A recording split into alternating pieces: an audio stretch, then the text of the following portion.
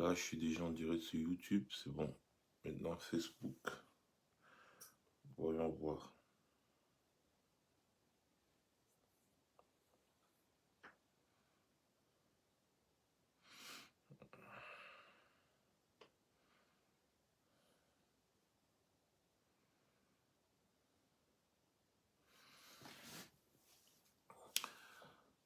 Ok, Facebook a déjà lancé le direct. Alors, bonsoir, bonsoir, hein, bonsoir à tout le monde. Bonsoir à ceux qui se connectent. Bonsoir à YouTube. Bonsoir à Facebook.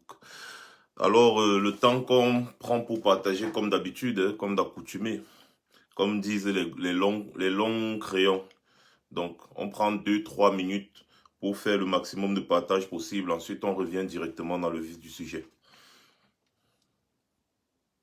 N'oubliez pas de biper, hein. Bipez tout le monde, surtout, c'est-à-dire bipez tous ceux que vous connaissez, bipez tout le monde, parce que ce sera un direct participatif comme la dernière fois, où chacun viendra donner son point de vue. On en a pour au moins 1h30 aujourd'hui. Donc, bipez tout ce que vous pouvez biper, partagez dans les groupes WhatsApp, partagez partout, partout, j'ai dit partout vraiment.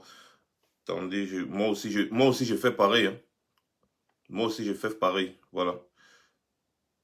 Ok, c'est bon.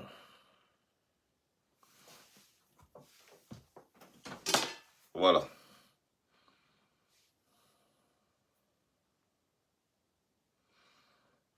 La dernière fois. Ça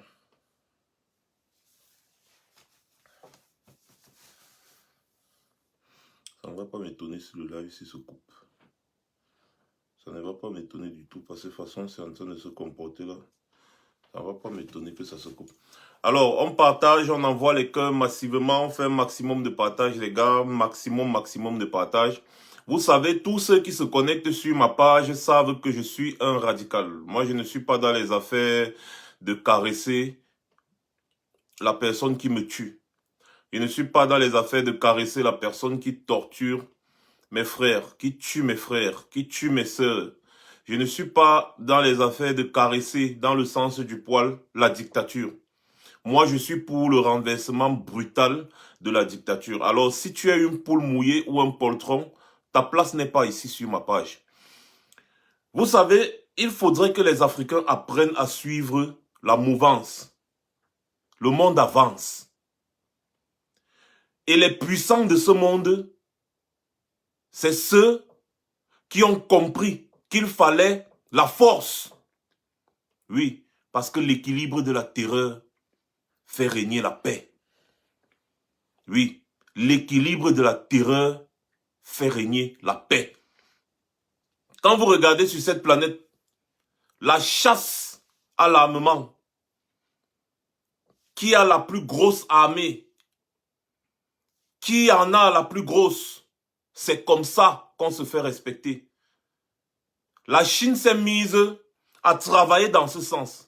Aujourd'hui, on respecte la Chine, non pas seulement parce que c'est déjà devenu un très grand pays industriel, non.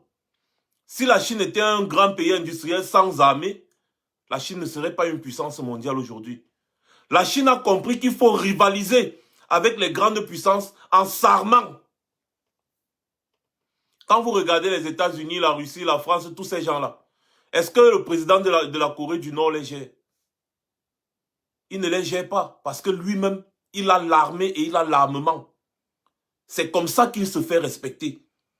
Parce que les donneurs de leçons, les Américains, les Français qui passent le temps à venir piétiner les droits des Africains en Afrique, c'est parce que ce sont eux qui nous fournissent en armes et en munitions.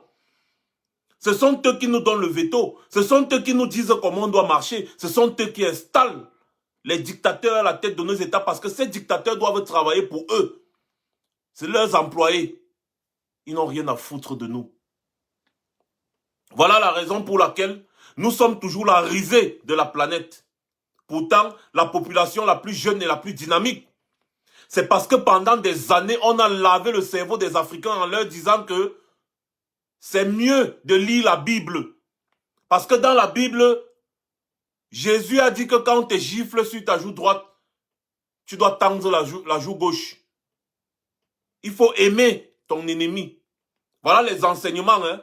Pendant que eux, ils étaient en train de monter des armées pour dominer le monde, Ils nous ont dit à nous qu'il faut qu'on aime nos ennemis. Nos ennemis, là, c'est qui? C'est eux.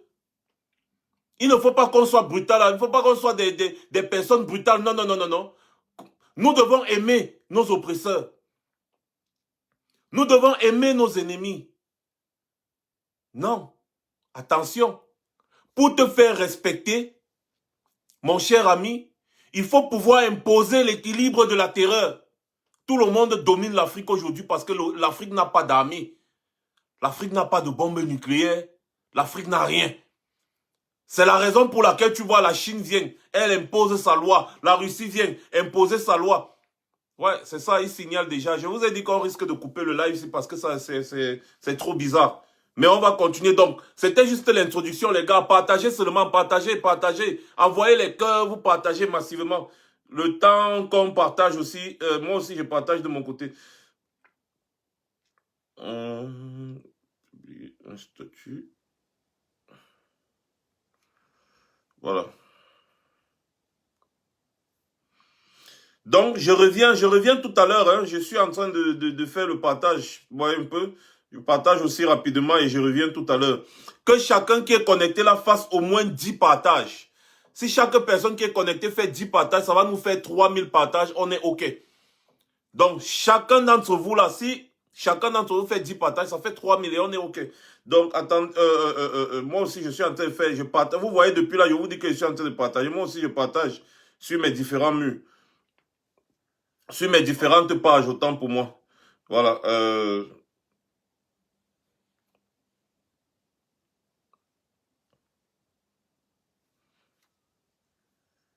Voilà, c'est bon. Donc, je pense que c'est bon pour moi. Bonsoir à tous ceux qui sont connectés sur YouTube.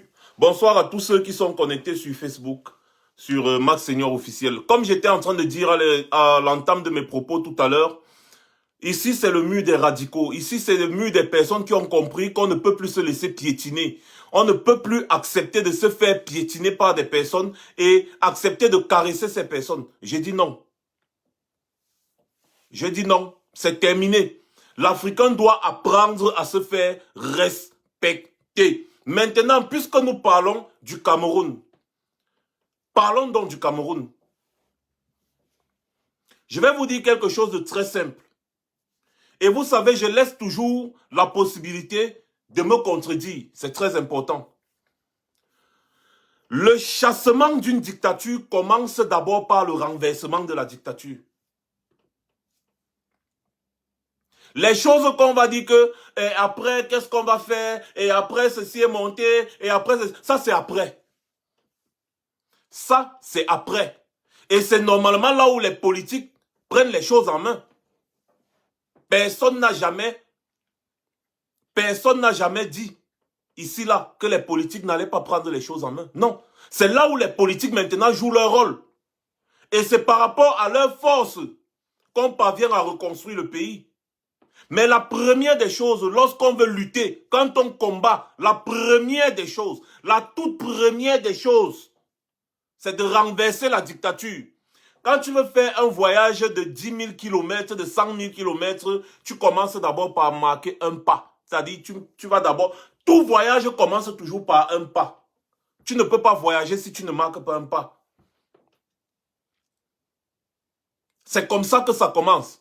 Ce n'est pas... Si on s'enferme dans la coquille selon laquelle, bon, si on renverse la dictature par la brutalité, ou par la rue, ou par la révolte, ou par je ne sais quoi, qu'est-ce qui va se passer après, qu'est-ce qui va se passer derrière, où c'est monté, où c'est descendu, non. À l'heure où nous sommes là, même si les militaires s'engagent à renverser Biya, on va d'abord les soutenir. D'abord, parce que tout va commencer par le renversement de cette dictature reptilienne. Est-ce que vous pensez un seul instant que ces gens-ci là sont là pour se laisser faire? Non, ils ne sont pas là pour se laisser faire. Non, non, non, non, non. Le fils de Nganou Djoumessi est entré à l'ENAM. Tous leurs enfants, ils mettent tous leurs enfants dans les grandes écoles. Parce que c'est leurs enfants qui vont venir dominer nos enfants demain. Douala Ngando, non, je ne sais pas, il faut te connecter sur Facebook pour voir, je ne sais pas. Bref, tu es déjà sur YouTube, c'est bon. Donc, si tu es sur YouTube, c'est bon.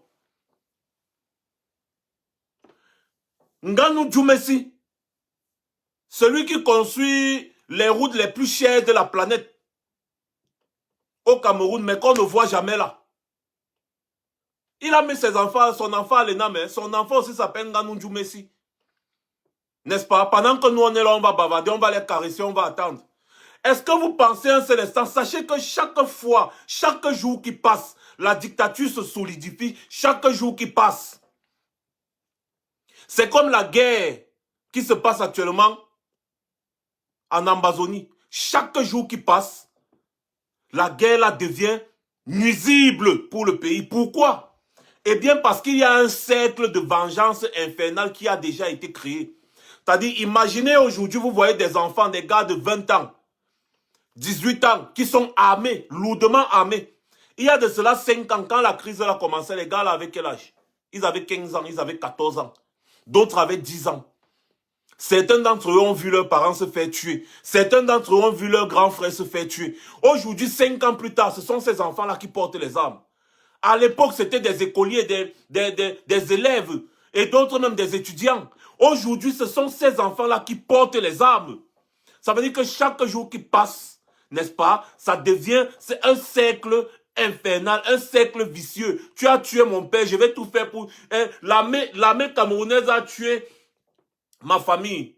Quand il pas tuer les membres de l'armée, les soldats de l'armée camerounaise, les soldats aussi de l'armée camerounaise viennent se venger.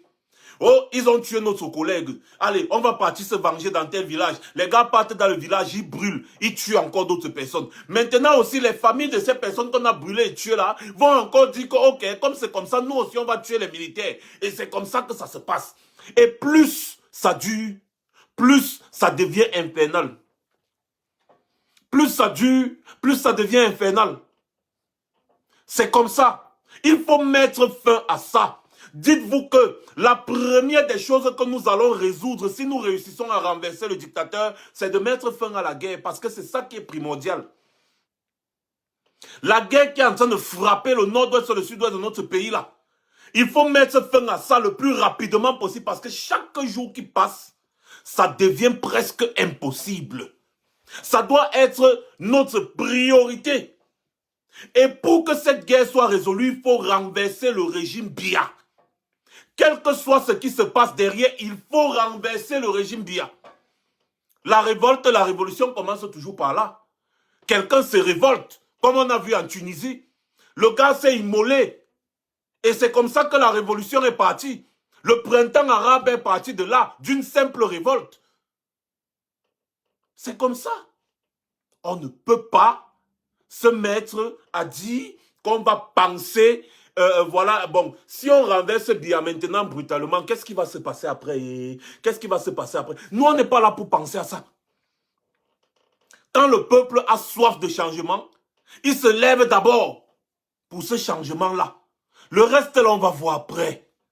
Le reste, là, nous sommes sûrs qu'il y a des intellectuels qui sont capables de suivre la mouvance et de prendre ça le moment venu. Nous savons qu'il y a des hommes politiques qui sont prêts pour quand nous allons renverser ce régime. Tout va d'abord commencer par le renversement.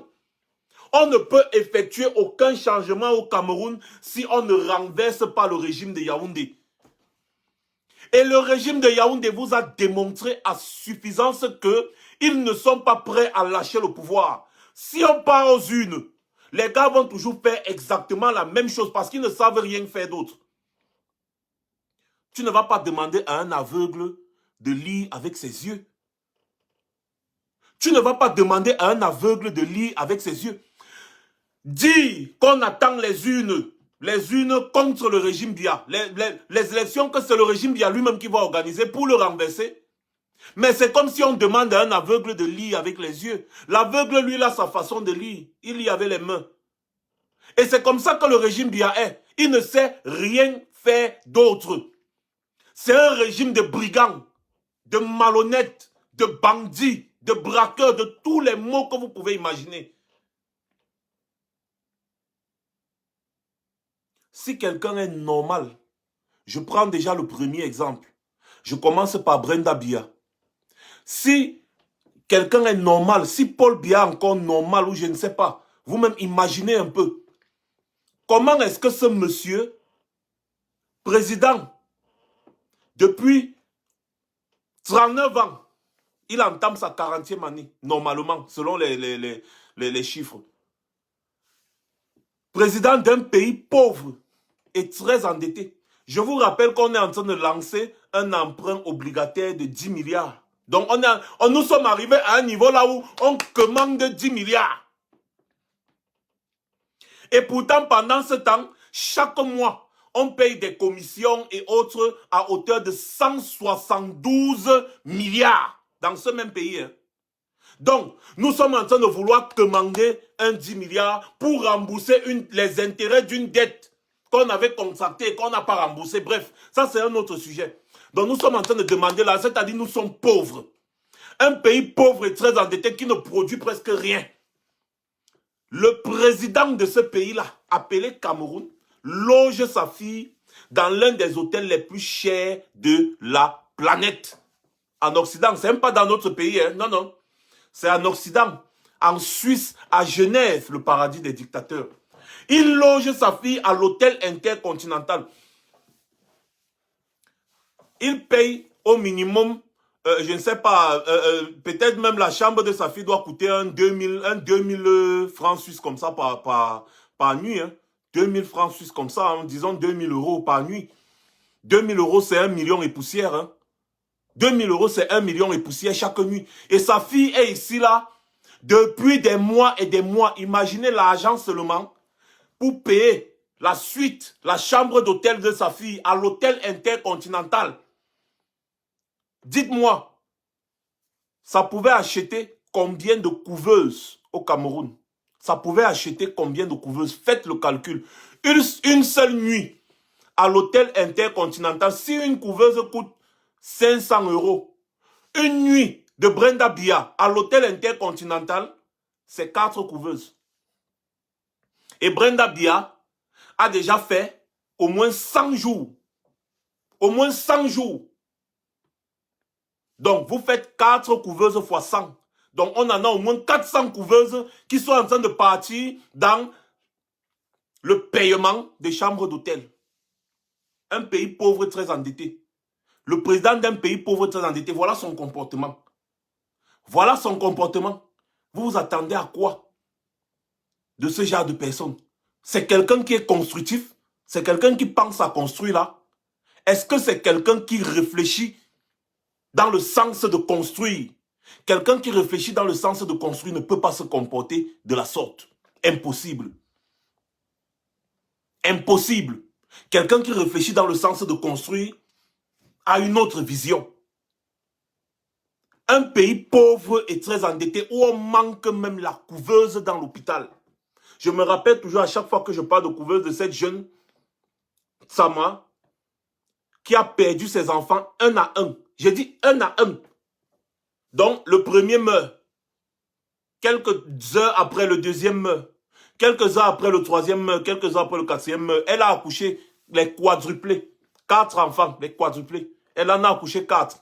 Mais par manque de couveuse, les enfants sont morts un à un comme les mouches.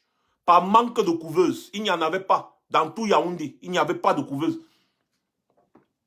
Dans tout Yaoundé, on dit qu'il y avait autre 4 couveuses et les couveuses étaient occupées. Il n'y en avait pas. Donc vous voyez qu'on manque le strict minimum. Mais la fille de celui qui dirige le pays depuis 40 ans vit dans un palace, l'un des palaces les plus chers de la planète. Je dis même les milliardaires américains, quand ils arrivent là-bas, ils sont ébahis.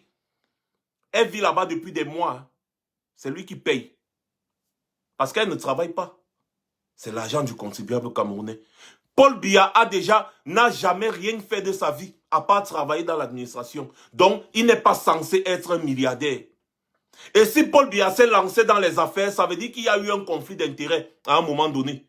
Ça, dans un pays normal, on devrait ouvrir une enquête pour savoir d'où vient la fortune de Paul Biya. Quelqu'un qui est issu d'une famille très pauvre et qui a fini ses études, il est directement entré dans l'administration. Donc ça veut dire que son argent vient de l'administration camerounaise. Ce n'est pas un héritier. Paul Biya n'est pas un héritier. Paul Biya n'est pas un descendant d'une famille très riche. C'est un enfant d'un catéchiste, il était très pauvre. Et donc, dans les folies de Brenda Biya, elle nous révèle que son père et sa mère n'en ont que pour leur image. Le reste des Camerounais s'en foutent. Brenda Biya dit encore que son père la traite comme il traite les anglophones. Donc, c'est-à-dire, elle est consciente que son père est en train de maltraiter les anglophones. Elle dit que son père la traite comme il traite le Camerounais lambda. C'est-à-dire, elle est consciente que son père est en train de maltraiter le Camerounais lambda. Mieux d'elle, elle est quand même dans une suite qui coûte plus de 2000 francs suisses le mois. Plus de 2000 € le mois. Pendant que le pauvre Camerounais a un manque de plateau technique dans les hôpitaux. Continuez le partage, les gars. On partage, on partage, on partage. Je ne sais pas si vous voyez un peu.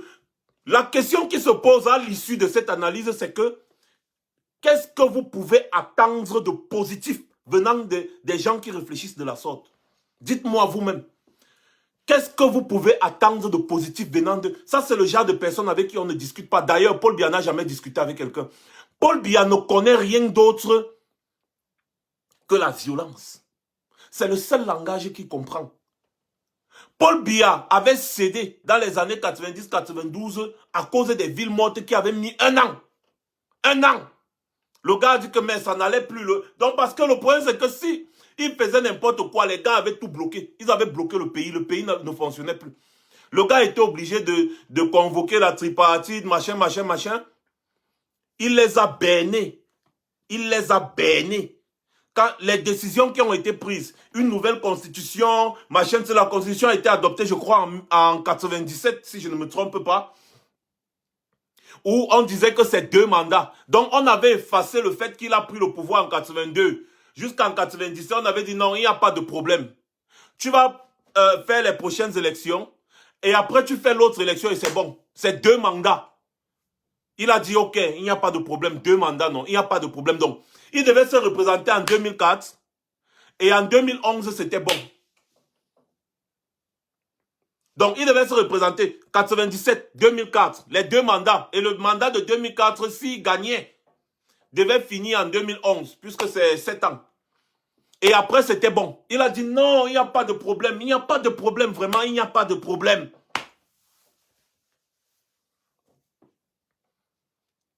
Il n'y a pas de... Ah oui, en 96, merci beaucoup Félix Emmanuel. Il n'y a pas de problème, il n'y a pas de point. C'était en 96, merci beaucoup. Parfois, je tourne un peu sur les dates là. Merci beaucoup, merci les gars, merci beaucoup. Il a dit, il n'y a pas de problème, il n'y a pas de problème, il n'y a pas de problème. Je vous dis, il n'y a pas de problème. Il a tourné la boulangerie, il les a mélangés dans la farine, le grand boulanger. Il les a tournés. En 2008, beaucoup de Camerounais disent que c'était la grève de la faim. Vous appelez quoi grève de la faim? Dites-moi un peu, grève de quelle faim? Ce n'était pas la grève de la faim en 2008. Certes, il y a eu l'augmentation du carburant et de quelques denrées alimentaires. D'ailleurs, jusqu'à présent, il y a toujours une inflation des prix. Le panier de la ménagère aujourd'hui, est presque inaccessible. Ce n'était pas la grève de la faim, non. En 2008, le problème qu'il y a eu, c'est parce que Paul Biya a introduit une modification de la Constitution pour lever le verrou. Le verrou qu'on avait imposé en 96 là. Il a introduit, n'est-ce pas, une loi pour lever le verrou là, pour mettre les mandats illimités. Donc, c'était ça son objectif. Parce que normalement, en 2011, il n'allait plus se représenter. Donc, en 2008, il a fait tout pour changer ça. Et c'est là où le SDF et la société civile ont dit non. Et c'est comme ça que les manifestations ont commencé à Douala. Et ensuite, ça en est suivi à Yaoundé. La France qui a fait c'est la France à l'époque qui essayait de faire beaucoup de tapage au niveau de ces révoltes-là. Parlait beaucoup plus de manifestation de la faim que la lutte contre la vie chère, les machins. Donc, ils ont noyé la vraie information. La vraie information, c'était que le changement de la Constitution. Bonsoir Annie Choco, bonsoir ma mère, bonsoir. Je suis content de te voir que tu es libre. Beaucoup de courage pour tes actions que je vois là. Tu es vraiment très très courageuse Annie Choco. Vraiment. Vous voyez un peu ce qui s'était passé en 2008. Mais on a noyé ça dans l'information en disant que non, c'était ceci, c'était Paul Biya a toujours eu à manipuler les gens. On ne peut rien attendre du type là. Si Paul Biya se lève aujourd'hui et dit que bon, les gars, le ciel est bleu, mon frère, regarde bien. Regarde bien, ce que le ciel là n'est pas bleu. Regarde bien. On ne peut rien attendre de ce monsieur parce que donnez-moi un seul exemple de dialogue. À part la tripartite là, c'était fini comme ça. Paul Biya a roulé les gens dans la farine et depuis là, il n'est plus avec eux. Il n'est plus avec eux. C'est fini. Depuis le jour là, Paul Biya n'a plus jamais été avec eux. Jusqu'aujourd'hui, il a acheté les opposants. Acheter les opposants, acheter les opposants. Dès qu'un opposant levait un peu la tête, il a acheté jusqu'aujourd'hui. Paul Biya ne connaît que ça. Il ne connaît rien. Paul Biya ne connaît pas ce qu'on appelle organiser des élections libres et transparentes. Paul Biya ne va jamais donner l'occasion à quelqu'un de le renverser de son pouvoir. Il y a beaucoup de choses qui entrent en compte. Et je sais que beaucoup de nos grands frères le savent. Il y a beaucoup de choses qui entrent en compte. Paul Biya a décidé de mourir au pouvoir parce qu'il y avait une enquête internationale contre lui. Par rapport au massacre qu'il avait fait lors du commandement opérationnel, il avait ordonné le massacre de milliers de centaines de jeunes Camerounais. À ce moment-là, Paul Biya a commencé à se refermer sur lui parce qu'il savait que s'il quitte le pouvoir, mais mon frère, c'est la prison immédiate. Le commandement opérationnel, rappelez-vous, 2000-2001, ça a fait rage. Et Paul Biya est le seul responsable, selon les organisations internationales. Paul Biya est le seul responsable des massacres qu'il y a eu au Cameroun. Vous pensez un seul instant que les massacres comme ça là, vont être mis dans le casier ou bien dans la caisse quelque part? Non. On l'attend. Et là, Paul Biya a dit jamais, je ne parle pas de ce pouvoir. Hormis de ça, il y a la malgouvernance, la mauvaise gestion du pays. Avec son cercle d'amis, les Grégoire Ouona, les femmes Ndongo, les Motazé, tous ces gens-là, ils ont sucé les caisses de l'État depuis l'époque de Mathusalem. Grégoire Ouona est dans le gouvernement. Il a déjà été ministre même des toilettes. Il a déjà été ministre même des cabinets de la nation. Grégoire Ouona. Mais il a été tout genre de ministre. Il est toujours là. Femmes Ndongo, pareil. Ils sont nombreux comme ça. Et ce sont eux qui ont détruit le Cameroun parce qu'ils ont tellement volé. Le seul pays au monde là où les ministres, les fonctionnaires sont plus riches que tous les hommes d'affaires réunis. Vous pensez que ces gens-là sont prêts à laisser le pouvoir? Parce que quand ils vont laisser le pouvoir, il y aura un audit. Hein? Il y aura un audit. On va faire les comptes de la gestion du Cameroun et ils le savent. C'est pour ça qu'ils veulent rester là, éternellement, à vitam aeternam. Et quand ils vont quitter là, c'est leurs enfants qui vont continuer. C'est leurs enfants qui vont continuer. D'ailleurs, vous pensez qu'ils mettent leurs enfants à l'ENAM, pourquoi? Vous pensez qu'ils mettent leurs enfants dans les hauts postes gradés de l'armée, pourquoi? Vous pensez qu'ils mettent leurs enfants dans les grandes écoles, pourquoi? Même Paul Biya lui-même, il a tout fait pour envoyer ses enfants à l'ENAM. Malheureusement, ses enfants sont trop bêtes comme lui.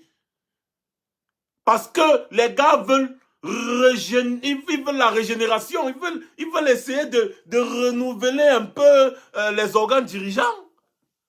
Voilà, de nombreux parmi eux, les enfants, l'enfant de René Sadi est déjà, où il est gouverneur, l'enfant de Mebengo est gouverneur ou c'est préfet. Les gars sont dans tous les postes, les hauts postes de l'administration. Le neveu de Paul Biya, c'est lui qui gère Moukoulou Vondo. C'est lui qui gère la CNPS depuis combien d'années aujourd'hui, avec tous les détournements qu'il y a à la CNPS. Le gars joue la vie. Il joue la vie. Il loue les avions, les jets privés pour aller voir le match de, où c'est Real de Madrid, où c'était le match de Barcelone. En jet privé, avec ses amis. Moukoulou Vondo, hein, qui est à la tête de la CNPS. On a mis le scandale là ici dehors. Moukoulou Vondo est parti où? Nulle part. Il est toujours là. C'est le neveu de Paul Biya. Personne ne peut rien lui faire. Avec toutes les casseroles là, si vous-même mettez-vous un peu à la place de Biya, avec une aussi mauvaise gestion, mettez-vous à la place de ce régime. Si c'est vous-même, vous allez accepter d'aller en prison. Parce que ce n'est que la prison. Les femmes Ndongo, les Grégoire Ouona, les Motazé, tous les ministres de Biya là, c'est la prison qui les suit si Biya tombe. Tout cela, c'est la prison. Et si vous êtes à leur place, dites-moi un peu, est-ce que vous allez laisser le pouvoir? C'est la question que je pose. Si vous êtes à leur place, vous allez laisser le pouvoir? Parce que si vous laissez le pouvoir, on va vous envoyer en prison. Alors, à quel moment est-ce que ces gens vont mettre les conditions qui peuvent favoriser leur départ du pouvoir? Jamais. Ils vont continuer de frauder les élections. Quelle que soit l'élection présidentielle qu'il y a au Cameroun, les gars vont frauder. Ils vont voler. Et les gars vont vous dire, I don't give a fuck. Quand vous voyez les gars ont été capables d'aller prendre des faux observateurs internationaux, des faux observateurs de Transparency International. Jusqu'à même Transparency International a dit que Wanda Foot, ça c'est la première fois dans l'histoire de notre organisation. On ne nous avait jamais fait un coup pareil. Nous, on n'a jamais envoyé une mission d'observation au Cameroun. Oh. Mais c'est la CIA TV qui avait présenté en grande pompe les faux observateurs de Transparency International qui étaient escortés par les billes, ils ont fait la grande une de tous les journaux pendant les élections présidentielles de 2018. Et qui était derrière la manœuvre? L'ancien prisonnier à Tangandi, l'ancien braqueur, faussaire. Son ami c'est Amougou Belinga. Les gars ont fait le faux ensemble. La fausse monnaie et tout le fait. Ce que vous entendez le fait là. Avec Amougou Belinga, c'est des bons partenaires. Les affaires que Amougou Belinga a été fait. Je vous ai dit depuis que Amougou Belinga blanchit l'argent du régime. Vous faites toujours comme si vous ne comprenez pas. Il faut que ce soit peut-être un panéliste d'Equinox qui part dire ça avant que vous croyez. Quand Marc Seigneur dit ça, vous dites que bon. J'ai les informations sûres. Ce que je vous ai dit sur Franck Bia, vous avez suivi plusieurs débats dessus, non? Ce que je vous ai dit sur Franck Bia, vous avez suivi plusieurs débats dessus cette semaine, non? Voilà. Ça fait des années, vous me suivez, mais beaucoup d'entre vous êtes encore un peu dubitatifs. Oui, je vous ai dit ici depuis qu'Amougou Belinga, il blanchit, les membres du régime Bia lui donnent les centaines de millions, il blanchit. On dit qu'il est un homme d'affaires, machin, truc. Son argent vient d'où? C'est les membres du régime, les gars lui donnent de l'argent pour qu'ils blanchissent ça, pour essayer de faire les placements. C'est comme ça que ça fonctionne. C'est aujourd'hui que vous découvrez qu'on lui a donné, ou c'est 690 millions, ou c'est ceci jusqu'à vous Wanda. Et vous Wanda quoi? Quelque chose que vous ai dit depuis. Voilà. C'est comme ça que ça fonctionne. Donc, à Tangandi, Amougou Belinga, c'était la parenthèse. Je reviendrai encore sur ce voyou-là. À Tangandi, voilà, à Tangandi qui part, il fait venir les faux observateurs de Transparency International. Il dit que c'est les observateurs de Transparency International, alors que c'est des faux. Il est parti faire le faux parce qu'il ne sait faire que du faux. Quand vous voyez quelqu'un arrive à nommer un ancien braqueur, un bandit, quelqu'un à la moralité douteuse comme ministre de l'administration territoriale dans un pays, vous comprenez jusqu'où le monsieur est capable d'arriver. Il y a un type là, Equinox, qui a dit ça. Que quand vous voyez déjà comment on nomme un ancien délinquant ministre de l'administration territoriale, c'est une faute, c'est une force politique pas possible. C'est que le gars vous montre qu'il est prêt à tout pour maintenir son pouvoir. Oui, pour maintenir son pouvoir, il est prêt à tout. Et Atangandi, un ancien bandit, un ancien braqueur, dites-moi un peu, qu'est-ce que Atangandi sait faire d'autre? Rien. Il ne sait faire que du mal. C'est comme ça que le régime Bia est. On tombe donc maintenant sur Samuel Eto'o. Les gars voient que les choses sont en train d'aller un peu un genre. Ils sont partis. Ils prennent maintenant Eto'o, bête qu'il est. Lui aussi, il tombe un choix. On le prend pour redorer un peu l'image de ce régime. Pour montrer que ce régime, vraiment, ce régime reconnaît ses icônes. Ce régime, ils veulent organiser la CAN. Ils prennent un Samuel Eto'o, ils mettent devant. Comme lui aussi, il a ses intérêts égoïstes. Allez, froup. Il aide le régime qui a violé la loi. Parce qu'ils sont venus nous dire que non, les lois du football sont différentes des lois du Cameroun. J'ai seulement dit, ok, les lois du football sont différentes des lois du Cameroun. Donc ça veut dire qu'un étranger va être président de la Fédération camerounaise de football. Parce qu'au Cameroun, on ne reconnaît pas la double nationalité. Entre-temps, Eto'o a la double nationalité. Il est espagnol. Cameroun ne connaît pas la double nationalité. Donc, en prenant... Parce que ceux qui ne savent pas, quand tu pars prendre la nationalité dans un autre pays, tu renies automatiquement ta nationalité d'origine. Donc, Eto'o a pris la nationalité espagnole. Du coup, selon les lois camerounaises, il n'est plus camerounais.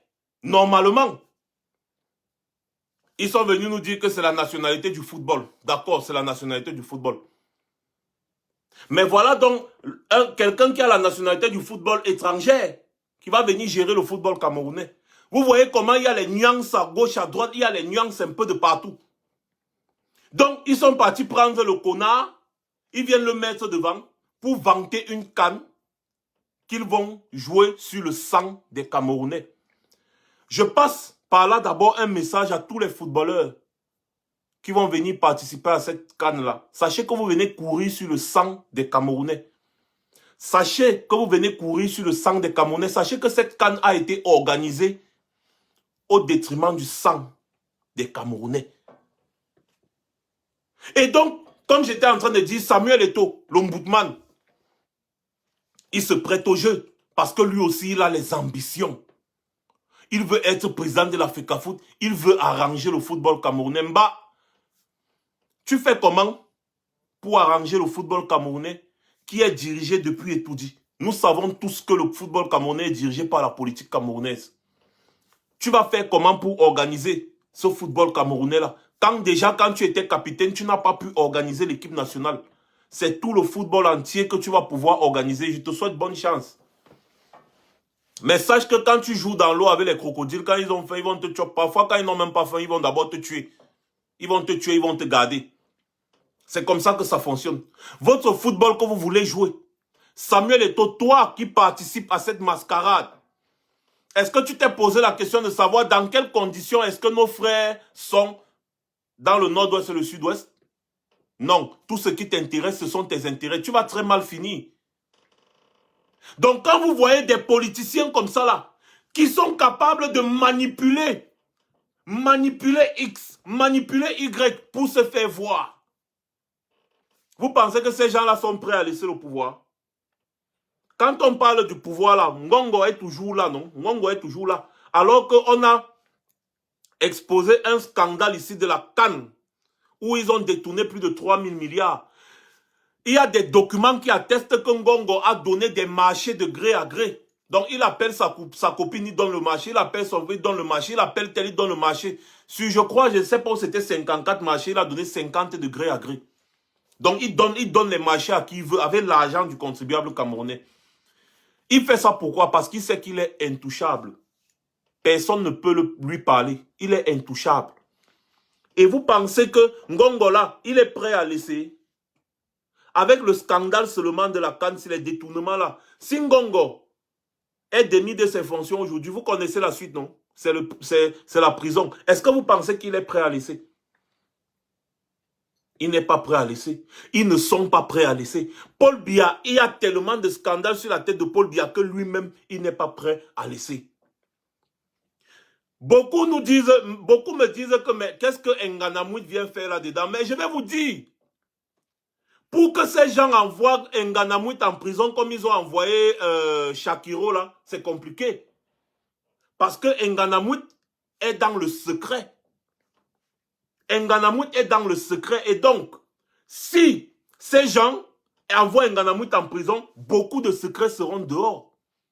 Parce que normalement, même une enquête je pense, de la CONAC et du tribunal criminel spécial devrait être ouverte sur l'association de Gaël Nganamouit. Là où on lui donne 30 millions de francs pour son association, la bonne madame va prendre 5 millions et poussière sur ça pour aller s'acheter une voiture. L'argent de l'État ne se perd pas. Chaque 5 francs que l'État met dehors, il faut qu'il y ait un audit dessus. Mais, non, là, il n'y a pas d'audit. Pourquoi? Parce qu'elle est dans le cercle vicieux. Et donc, si on la met en prison, beaucoup de secrets seront dehors sur ce qui se passe, le trafic qui se passe, tout ça. Ce n'est pas simple. J'aurais appris qu'elle a quitté le pays. Posez-vous la question de savoir comment elle fait pour quitter le pays. Par exemple, si elle a quitté le pays, comment elle fait pour quitter le pays? Donc, autant de choses qui entrent en compte pour vous dire que mais, ces gens-là ne sont pas prêts à laisser le pouvoir. Et je n'ai pas encore fini. Pour terminer, il y a la franc-maçonnerie qui entre en jeu. Il y a les cercles, les cercles exotériques dans lesquels ils sont. Ce sont ces cercles-là qui dirigent le monde, qui les dirigent et qui dictent les conduites. Et si le peuple n'est pas assez fort pour prendre son destin en main, on va le dominer, le dominer, le dominer. Je vous prends l'exemple d'Oman Bongo. Oman Bongo, franc-maçon de son état, lorsqu'il meurt, les francs-maçons viennent au Gabon et ils intronisent Alim Bongo. Ils ne demandent pas l'avis des Gabonais. Ils intronisent Alim Bongo directement. Et quand Alim Bongo prête serment, il prête serment de servir la cause de la franc-maçonnerie. Il ne prête pas serment de servir le peuple gabonais. Non, non, non. Il a d'abord prêté serment de servir la cause de la fraternité. C'est la même chose quand Biya avait pris le pouvoir. C'est parce qu'il n'y a pas les vidéos. Les vidéos d'Alim Bongo ont fuité. Les vidéos de Sassou Nguesso ont fuité. Tous ces gens-là, le précaré français là, tous là, ils sont dans la franc-maçonnerie. Et ce sont les francs-maçons qui leur dictent leur conduite. C'est comme ça que ça fonctionne. Donc, vous voyez, ces gens sont prêts à laisser le pouvoir comme ça à quelqu'un d'honnête, à quelqu'un qui va ouvrir un audit sur la gestion du pays, à quelqu'un qui va dire que bon, depuis que le Cameroun, comme ça là, l'agence y est où, l'agence y est où, l'agence y est où, ils ne peuvent pas. Ils ne peuvent pas. Ils ne peuvent pas. Justement, Andrea Thompson, si elle a fui, on ne dit pas elle a fui, on l'a fait fuir, on l'a fait partir. Parce qu'ils devaient être, les gars devaient être dans un dilemme. Si les gars laissent Nganamouit au Cameroun maintenant là, sans l'arrêter, beaucoup vont se poser des questions que, mais c'est la Nganamouit là, vous aviez arrêté Shakiro à cause de l'homosexualité, pourquoi vous n'arrêtez pas Nganamouit? Est-ce qu'elle est au-dessus des lois? Donc du coup, les gars sont face à un dilemme, ils étaient obligés de la laisser fuir. C'est comme ça que ça fonctionne. Vous avez vu que pour Shakiro, on l'avait arrêté que le même soir. Pourquoi Nganamouit ça a traîné jusqu'à ce qu'on dit qu'elle est partie? C'est parce que ce sont les cercles vicieux. C'est un cercle vicieux, un cercle dans lequel les gars là se trouvent. Je ne sais pas si je peux retrouver la vidéo de...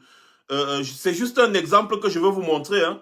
Retrouver un peu la vidéo de Alim Bongo, par exemple, de la franc-maçonnerie. Attendez, oui, très rapidement, merci YouTube.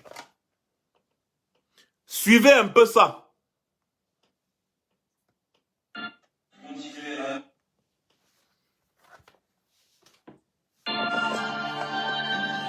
Voilà Alim Bongo par exemple.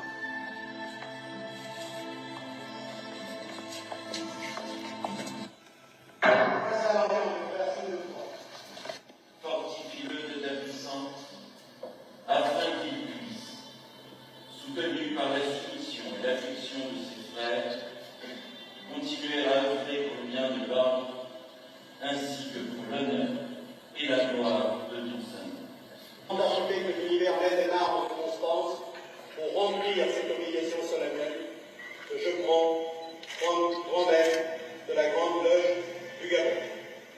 Moi, Ali Bongo Ondimba, en présence du grand architecte de l'univers et de cette grande loge de maçons, je promets solennellement que je m'acquitterai des devoirs de grand maître de la Grande Loge du Gabon.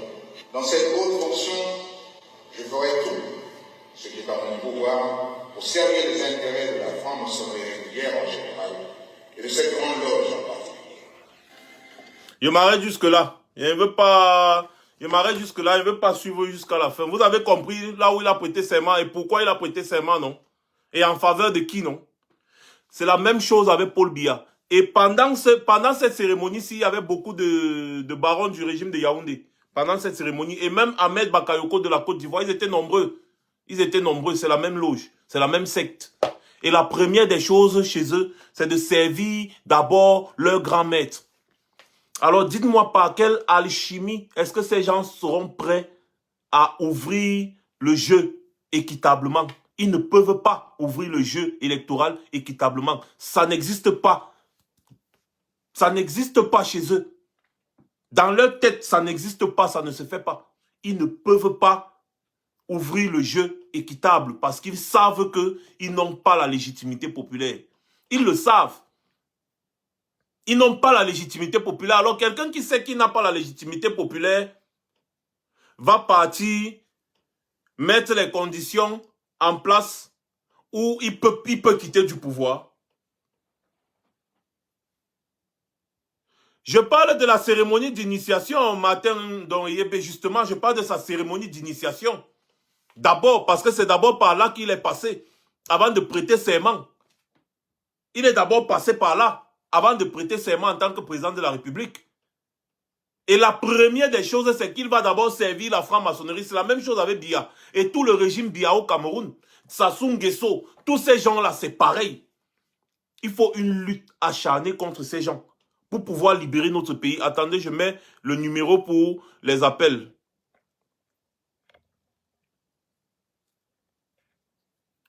Plus 44 7 4 2 4 3 2 5 6 3 2 5 6 5 2 5 2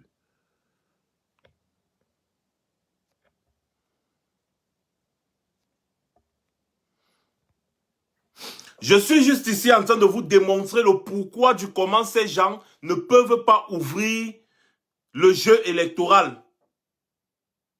Ils ne peuvent pas. En fait, c'est des robots. Ils ont été fabriqués pour rester là-bas au pouvoir, mourir là-bas. Ils ne vont jamais donner le pouvoir à une autre personne. Ils ne peuvent pas, de leur bon gré, laisser le pouvoir entre les mains d'une autre personne, de quelqu'un qui n'est pas dans leur secte ou bien dans leur loge. Voilà la raison pour laquelle on doit user de tous les moyens pour les chasser. On va d'abord les chasser. Et ensuite, on va prendre le temps qu'il faudra pour reconstruire notre pays. Voilà le numéro WhatsApp pour ceux qui veulent intervenir dans le live. Il faut qu'on arrête avec ce langage où on dit aux Africains qu'il faut opposer la paix à la violence. Ça n'a jamais marché. Tous les peuples qui se sont comportés comme ça sont dominés aujourd'hui. Tous les peuples qui se sont comportés comme ça sont dominés aujourd'hui. Pour qu'on te respecte, il faut que toi aussi tu montres que tu es capable de dégamer. Les États-Unis et la Corée du Nord ne s'entendent pas. Mais Donald Trump a été obligé de tout faire, de faire la courbette au président de la Corée du Nord. Il a été obligé de lui faire la courbette parce que le gars il a la même puissance nucléaire que si vous appuyez sur le bouton rouge, j'appuie aussi sur le bouton rouge. Notre part de bouton rouge est où? Chez nous en Afrique. Au Cameroun par exemple. Notre part de bouton rouge est où? C'est pour ça que quand j'entends les Sardinats parler de Paul Biya veut s'émanciper de la France, Paul Biya, je ris. Qui va lui donner les armes à feu? Qui va lui donner les armes à feu? Qui lui vend les armes à feu? Qui lui vend les munitions? Qui le finance? Comment il fait pour s'émanciper de ses financiers? Si les présidents africains voulaient que l'Afrique se développe, c'est que les gars ont développé l'Afrique. Ils ont développé l'industrie de l'armement et autres. Un pays qui veut s'émanciper va d'abord développer l'industrie de l'armement dans son pays. Il va tout faire pour avoir une armée puissante. Mais nous sommes encore au niveau où c'est les armées étrangères qui viennent soutenir notre armée. C'est les militaires étrangers qui viennent former nos militaires. C'est les militaires russes qui viennent former nos militaires. Les militaires français viennent former nos militaires. Les militaires américains viennent former nos militaires. Vous pensez qu'on va nous respecter un jour? Voilà la raison pour laquelle ces gens-là, ils ne vont jamais partir du pouvoir de leur gré. Il faut les forcer à partir. Il faut les forcer à quitter le pouvoir. La leçon que nous devons retenir de certaines révolutions ou révoltes populaires qui n'ont pas marché jusqu'au bout, c'est que tant que il n'y a pas des élections libres et transparentes dans le pays, on ne baisse pas la garde. C'est peut-être ce qui s'est passé au Burkina Faso, par exemple. Les gars ont baissé la garde dès que Compaoré est parti, ils ont cru que c'était fini. Non, il ne fallait pas baisser la garde, il fallait continuer. Il fallait continuer. Donc voilà les erreurs que nous ne devons pas commettre. On doit se comporter comme les Arabes, les Algériens, les Marocains, les Tunisiens. C'est eux là qui connaissent. On doit se comporter comme eux. Tant qu'on n'obtient pas ce qu'on veut, on ne laisse pas. Tant qu'on n'obtient pas ce qu'on veut, on ne laisse pas. C'est le peuple qui impose la marche à suivre. Ce n'est pas le contraire. Le peuple impose la marche à suivre et les dirigeants suivent le peuple. Ce n'est pas le peuple qui suit les dirigeants. Et pour qu'un dirigeant respecte un peuple, il faut que le peuple là lui montre qu'il est capable de se révolter à tout moment. Le peuple doit démontrer sa capacité de révolte. C'est comme ça que le dirigeant qui va venir prendre le pouvoir va le respecter. Il n'y a pas de demi-mesure. Il n'y a pas de demi-mesure. En ce qui concerne une dictature, on ne s'amuse pas. En ce qui concerne une dictature, on utilise le même langage que cette dictature. En ce qui concerne une dictature, on ne badine pas. C'est comme ça que ça fonctionne. Oui, allô? Bonsoir, vous êtes en direct chez Max Seigneur officiel. D'accord, merci. On vous écoute. Je suis en train de suivre votre live là. Oui, je suis en train de suivre le live. Et la question que j'aimerais bien poser, n'est-ce pas? Oui. La question que j'aimerais bien poser, c'est est-ce que vous pensez que le peuple camerounais est prêt au changement? Est-ce que vous pensez que le peuple camerounais a la culture, en fait, c'est que est prêt à une nouvelle ère? Je pense que oui. Et c'est pour ça qu'on l'encourage. C'est pour ça qu'on encourage le peuple. C'est pour ça que je suis contre les discours, c'est-à-dire les discours qui endorment, les discours d'endormissement. Le peuple est prêt. Il a besoin d'être encouragé. Il a besoin de savoir qu'il sera protégé le moment venu. Quand vous dites le peuple est prêt, moi je ne partage pas beaucoup cet avis parce que je vois beaucoup de laxisme du côté du peuple. Je vois beaucoup de laxisme du côté du peuple, justement, face à l'absence de l'éducation à la citoyenneté. La diaspora, oui, la diaspora est suffisamment préparée, elle est prête, mais est-ce que le peuple au 200%, parce que c'est bien beau de vouloir renverser cette dictature. Moi, je suis de ceux qui voudraient vraiment qu'on renverse cette dictature. Là, vraiment, mais parfois, je me pose la question, est-ce que si on renverse même cette dictature-ci, est-ce que ça ne va pas se répéter? Est-ce que ça va... Vous avez vu, il y a le fils de qui? Il y a le fils de... c'est qui? Je sais pas, c'est... de l'autre... Quel pays? De l'autre qui a les noms là. Ah oui. Nganou Djoumessi. Voilà, Nganou Djoumessi, les fils de Mebengo, les fils de Sissi, tout ça. L'histoire va se répéter. Moi, j'ai toujours pensé à un moment donné, excusez-moi d'être un peu très catégorique là-dessus, j'ai toujours pensé à un moment donné que il faut repenser la révolution. Il faut repenser le combat. Il faut le repenser. Le repenser, c'est quoi? Nous ne pouvons pas faire face à une dictature comme ça quand nous sommes des bénis, oui. On a endormi le peuple avec des églises repayées. Si on ne prend pas le taureau par les cornes, c'est-à-dire la religion, quand vous voyez 80% du peuple camerounais se lève tous les jours, ils perdent au moins 10 heures de temps dans la prière. Une journée de 24 heures, ils perdent 10 heures de temps dans la prière. Vous pensez que quelqu'un qui prie va se lever, va se révolter? Non. Et nous savons tous même que même cette prière qu'ils font, ce n'est que, c'est-à-dire que, je ne sais pas comment je vais dire ça, ce n'est que l'arnaque.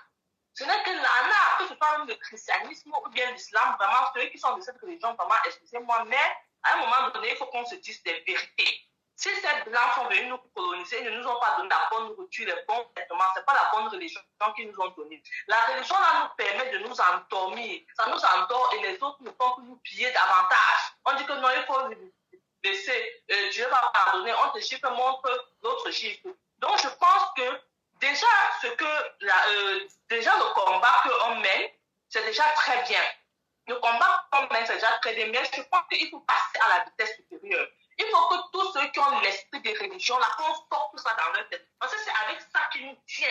Vous comprenez? C'est avec ça qui nous tient. Je ne peux pas aller à l'église le dimanche et le lendemain, je m'avais soit peut-être porté les armes, ou bien le lendemain, je m'avais peut-être fait ci ou ça. Non.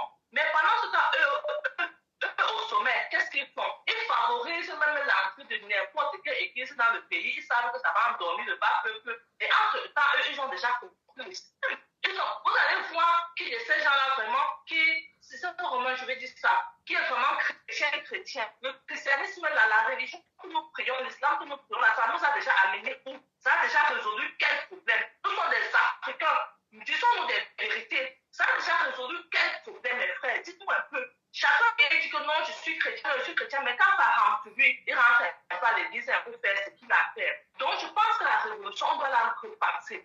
La religion, là, nous devons la combattre. Parce que si on combat ces religions, au point où il y a une famille sur deux qui sait déjà que la religion, là, c'est le mauvais chemin. Je ne dis pas qu'il n'y a pas un Dieu qui existait. Avant l'arrivée de ce blanc, nos ancêtres croyaient en un Dieu ou encore aux divinités. Moi, je crois en un Dieu. Mais est-ce le Dieu qu'ils nous ont donné là? Je n'y crois pas. Parce que c'est là seulement pour nous endoctriner, pour nous mettre les bâtons dans les roues, ainsi de suite. Donc, je pense que si on prend aussi cet angle-là, je ne dis pas qu'on laisse l'axe dans lequel les combattants sont depuis des années, mais si on essaie aussi de bousculer sur cet axe-là, ça va aussi réveiller bon nombre de personnes. Ouais, parce que si ça ne va servir à rien, ça ne va servir à rien qu'on dise qu'on va déloger cette dictature et que demain, les mêmes choses se reproduisent. On va être en train de tourner en rond toute la vie de combat sans jamais vivre. Vous comprenez? Oui. J'encourage bien ce que vous faites. Beaucoup de personnes ne me comprennent pas dans ce combat. Maintenant, j'ai fini de dire ce que j'avais à dire. Je vais dire un truc un peu très léger. Beaucoup de gens ne me comprennent pas dans ce combat. Beaucoup de gens me traitent de tous les noms. Mais ce que je vais dire aux combattants qui m'écoutent aujourd'hui, je ne suis pas contre un combattant. Vous comprenez? Moi, c'est Mylène Paveur. Je ne me suis pas présentée au départ parce que si je me présentais, beaucoup ne pouvaient pas me prendre au sérieux. Moi, quand je partage le direct de tous les combattants, quel que soit le clan où il est, vous comprenez, l'essentiel c'est que chacun mène son combat dans son couloir. Vous pouvez être masse, vous menez votre combat à droite, l'autre mène son combat à gauche. Ça ne veut pas dire que X est mauvais ou l'autre est mauvais. Il faudrait que nous nous encourageons, il faudrait que nous encourageons tous les combattants. Même si on ne partage pas leur point de vue, qu'on encourage, qu'on fasse des partages, qu'on met des cœurs, c'est ça qui va nous dire. Tant que les armes, tant que le bout du canon est dirigé vers le régime Biya, moi ça ne me dérange pas. Voilà. Donc beaucoup de gens parfois ne comprennent pas ça, et ainsi de suite. Et j'aimerais bien dire à vous qui faites des directs de sensibilisation tout le temps, ne bloquez plus les gens qui vous dérangent. Laissez-les dans votre direct. À force de parler, ça va entrer dans leurs oreilles. Un jour, ils vont finir par comprendre. Vous comprenez? Un jour, ils vont finir par comprendre. Parce que c'est ça qui nous manque, la culture. Beaucoup de gens aujourd'hui, même qui disent qu'ils veulent le changement, ils ne savent même pas pourquoi est-ce qu'ils veulent le changement. Ils disent le changement seulement parce qu'ils entendent les gens dire changement. Et quand on dit changement, la première approche qu'il va faire, c'est de vous insulter, afficher le temps avec votre changement. Mais au fur et à mesure que vous allez parler, ça va finir par entrer dans les oreilles et il va peut-être changer de mentalité. Donc, c'était un peu ma petite contribution pour aujourd'hui. Bonne soirée et beaucoup de courage à vous. Merci beaucoup et bonne soirée. Vous savez, ça c'est l'un de mes combats. Hein. Faire comprendre aux gens que l'endormissement qu'il y a dans les églises aujourd'hui, là, c'est ça qui nous tue. Mais je vais dire que le Camerounais, le peuple camerounais est prêt. Ce qui lui manque, c'est une petite organisation. C'est tout. En 2008, on n'a pas eu besoin de trop aller. Tout le monde était dans les rues. Les Camerounais savent se révolter. C'est juste qu'ils ont besoin de motivation. Et c'est pour ça que nous sommes en train de les motiver. Si on continue avec les discours pacifistes, les discours ceci, ça contribue à l'endormissement du peuple. Et c'est ce que moi je combats. Allô? Oui, bonsoir. Vous êtes en direct sur Max Senior officiel. On vous écoute en 2 minutes.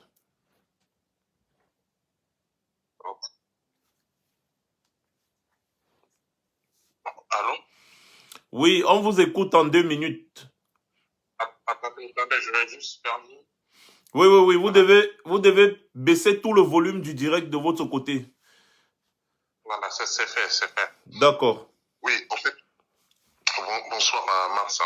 Bonsoir. Et puis bonsoir à tous les Camerounais qui sont connectés sur la page de la vérité, parce que tout ce que vous avez développé là ce soir, ce n'est que de la réalité. C'est que de la vérité. Et celui qui ne veut pas comprendre cette vérité, c'est celui qui n'a rien compris, mais pratiquement rien compris de ces combats. Tout a été dit, tout est clair. Et je dis pour ceux qui sont encore en train de perdre du temps à analyser péjorativement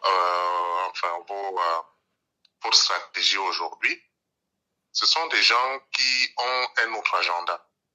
Parce que, au fait, le président élu, son Excellence Maurice Kamto, par la démonstration, la ferveur qui a suivi son élection en 2018 et la confiscation du pouvoir de Biya, a tout simplement démontré que il est impossible aujourd'hui, par la paix, puisque par la paix, il a essayé par tous les moyens de prendre son pouvoir, il n'a pas pu, par la paix.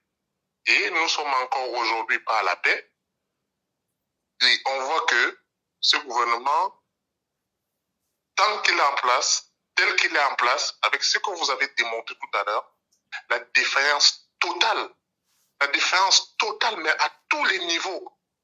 J'aimerais parfois un peu que les sardinats, c'est-à-dire que les sardinats passent, c'est-à-dire qu'en une journée de 24 heures, qu'ils aient au moins une minute de lucidité.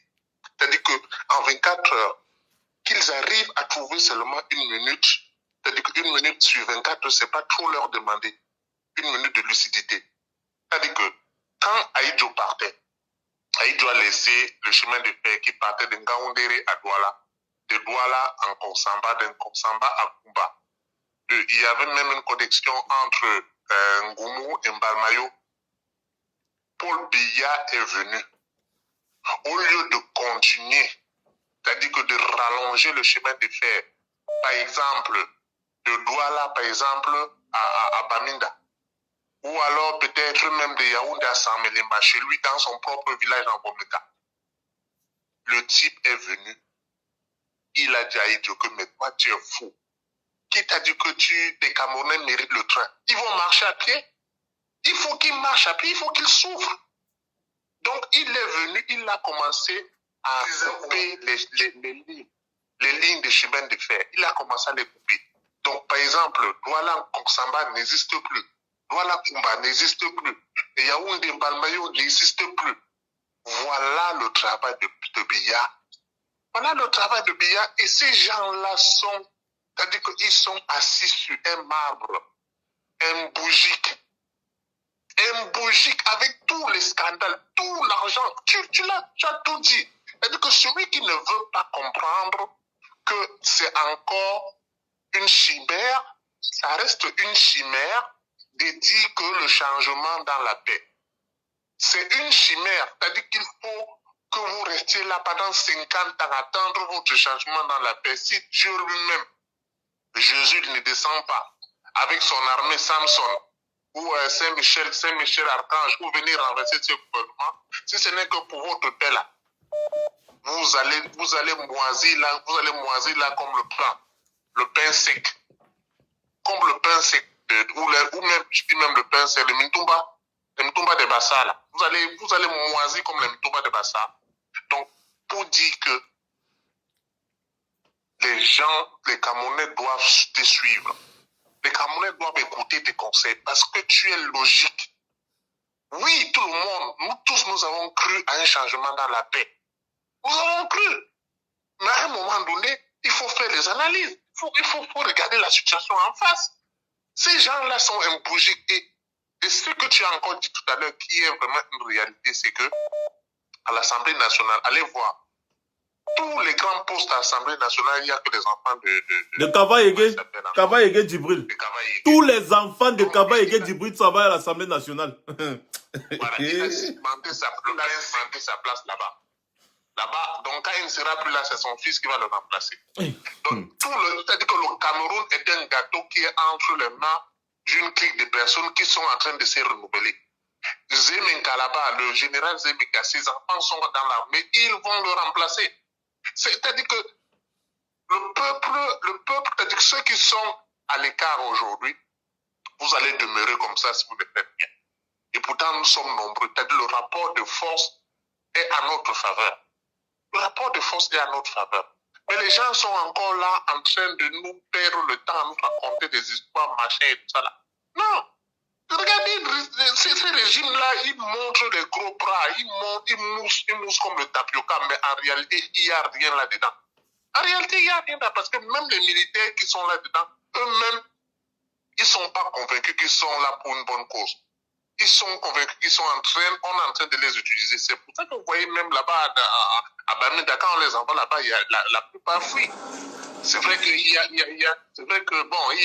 quand même aussi le rapport de force avec les Amba Boys qui ne donnent pas du lait. Mais à côté de ça aussi, c'est pour dire que si nous aussi, les francophones, on ouvre un front quelque part aujourd'hui,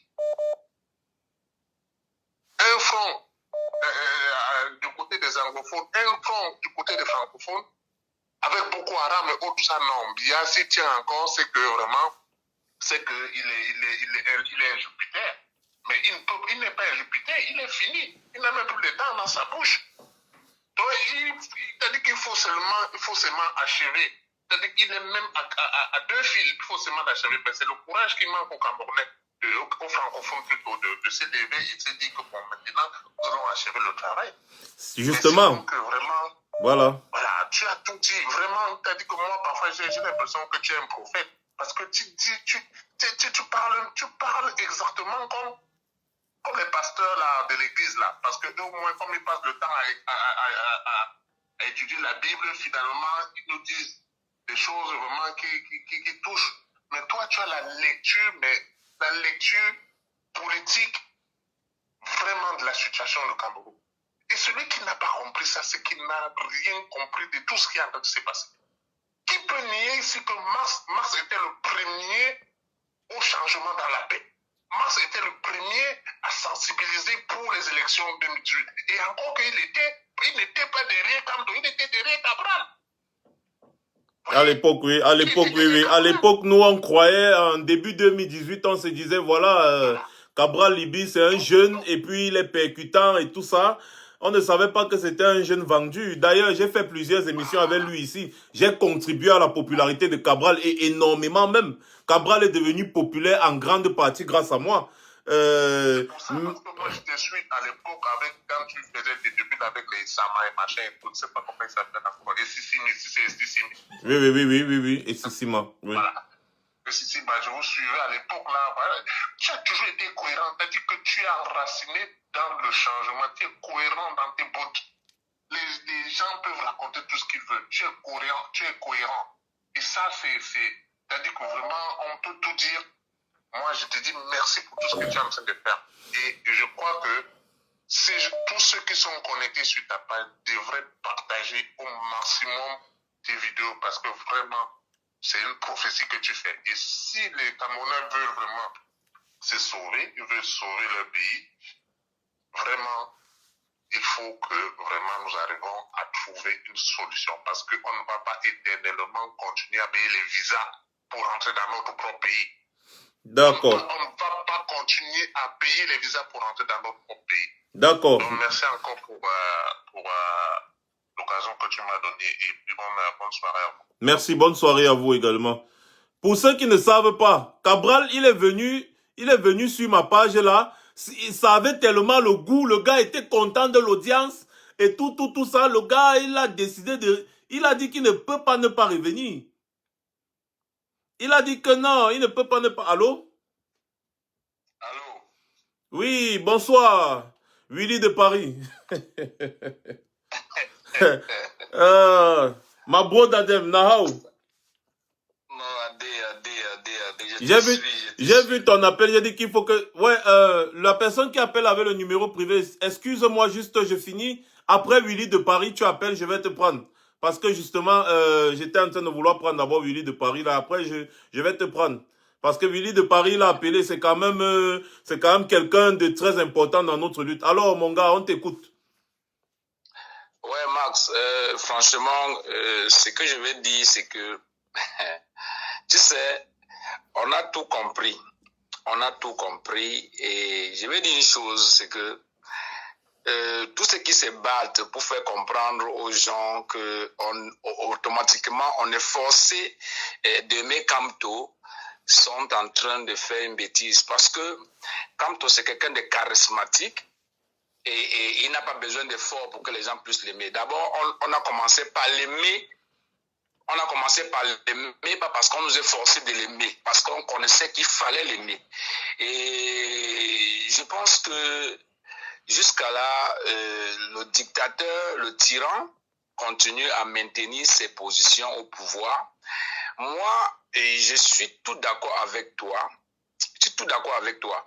Je suis tout d'accord avec toi dans le fait que nous, tout le monde, nous tous, on veut le pouvoir dans la paix. Mais dans la paix, ça commence à titer un peu dans la tête. Tu comprends un peu, Max? Oui. Ça commence un peu à titer dans la tête. Ça commence un peu à passer un peu de travers, là. Si on continue, parce que c'est la même chose, moi, je dis c'est la même chose que Fundi a voulu faire comprendre aux Camerounais. Que Fundi a voulu faire comprendre aux Camerounais qu'il peut aller dans les négociations de la paix jusqu'à atteindre Pobia. Mais on a compris que ça ne marche pas. Donc tout ce qu'il peut faire, c'est que Kamto, je juge, c'est notre papa. Il faut qu'il reste 3 ans là, ce n'est plus loin. Il faut qu'il va prendre le pouvoir là. Parce que s'il faut qu'on attend là, que le fils de l'autre va venir prendre la place du papa de l'autre, et te dire, Max, nous on a pris notre vie, on a mis devant cette histoire. Même s'il faut faire la paix avec le diable, je te dis qu'il est temps qu'on va falloir se préparer pour faire la paix avec le diable. Et c'est le temps pour nous de rappeler à toutes les jeunes Camerounais, que tu le veuilles ou pas, que tu sois du nord, du sud, de l'est à l'ouest, que tu le veuilles ou pas, prépare-toi. Tu as encore le temps pour toi maintenant de boire un peu de café, d'un peu t'amuser. Prépare-toi parce que, quel qu'en soit le cas, il va pleuvoir. Parce qu'il y a une jeunesse qui va s'élever, même si ça va sortir de n'importe où, même s'il va falloir faire la paix avec le diable pour enlever cet homme au pouvoir. Max, je te jure, c'est notre devoir de le faire. Parce que si un jour, Max, on se rencontre à 60 ans, qu'on a échoué ces missions, ça serait qu'on n'aura que les yeux pour pleurer parce qu'on aurait tout donné et tout dit à la jeunesse, mais peut-être beaucoup ne nous ont pas compris. Moi, je suis tout d'accord avec toi à ta position. On reste toujours avec le président élu, mais on dit, comme tu as dit dernièrement l'autre jour, il ne nous engage à rien, comme tu as dit l'autre jour, il ne nous engage à rien. Maintenant, nous, on veut prendre les choses en main. Président, va dans la paix. Si la paix va marcher, il n'y a pas un problème. Mais puisque nous savons que la paix ne peut jamais marcher à Pobia. Il y a eu quelle paix qui a marché à Pobia? Max, toi-même, dis-moi. Il y a eu quelle paix qui a marché à Pobia? Zéro. Il n'y en a pas, ça n'existe pas. C'est la même chose que Pobia a traîné Fundi dans la boue. Toujours paix. Où est Fundi aujourd'hui? Fundi peut parler à 2 Camerounais aujourd'hui. Fundi peut se mettre dans un carrefour. Il parle à 2 Camerounais aujourd'hui, Max. Il ne peut pas, il est fini comme les funérailles. Voilà. Ce qui veut donc dire qu'il n'y a pas un souci. Il n'y a pas un souci. Qui continue à faire les choses qu'ils sont en train de faire là. C'est devenu comme si c'est une publicité. Quand il y a la canne, ils passent des temps à faire comme si c'est la canne d'un pays voisin, comme si c'est la canne de certains individus, mais qui se rendent compte que le peuple qui les regarde là, le peuple là va se lever un jour. Et continue, Max. Nous, on est ensemble. Tu sais qu'on a toujours été ensemble, mais je te jure qu'un jour, on aura raison de résister. Et on va résister cet homme parce que lui, il a l'âge, mais nous, on a la jeunesse. Et il faut qu'on résiste. Et quand le temps va sonner, il va comprendre. Et que ceux qui pensent que les petits-fils, les enfants vont venir prendre le pouvoir pendant que nous, on va vieillir, Max, même s'il va falloir quitter de l'Europe ici, là, nous, on va aller créer la rébellion là. Parce qu'il y a un temps pour tout. L'homme doit finir par mourir un jour. On va descendre. On est capable de le faire. Et quand l'heure va sonner, je t'assure, quand l'heure va sonner, on n'a plus besoin de prendre trop d'efforts. On n'a plus besoin de prendre trop d'efforts. Il y a déjà les armes à côté. Donc, on va descendre, on prend. Celui qui va mourir meurt. Celui qui continue, continue. L'essentiel, c'est qu'on va juste voir là où on est en train d'aller. On va arriver jusqu'à la fin. Donc, je te remercie beaucoup. On va prendre trop ton temps. C'était pour dire à la jeunesse, préparez-vous car même si on monte ou on descend, quelque chose va se passer dans ces pays du Cameroun là, parce que le Cameroun est en train de vivre un enfer sur terre. Que vous le voulez ou pas, c'est ça. Merci beaucoup, Max. Merci beaucoup, Willy. Merci beaucoup, merci. Voilà, les personnes qui veulent me donner des leçons de combat ou d'évolution ou de quoi, quand je vous dis que je fais partie des personnes qui, c'est-à-dire, je fais partie des personnes qui ont implanté cette lutte. Ce n'est pas pour rien que quand je parle, beaucoup de personnes m'écoutent. Voici peut-être par exemple la première fois où Cabral était invité dans mon live ici. C'est pour ça que je parle du Cameroun comme du génie des startups, du paradis des startups. Il faut donner la possibilité aux gens de s'enrichir par leur génie, par leur travail, par leur force du travail. C'est pour ça qu'on mettra sur pied les conditions de facilité de l'accès au crédit. Donc, en ce qui concerne les affaires de changement, élection, tout, machin, truc là, j'ai essayé. Ça, c'était en début 2018, hein.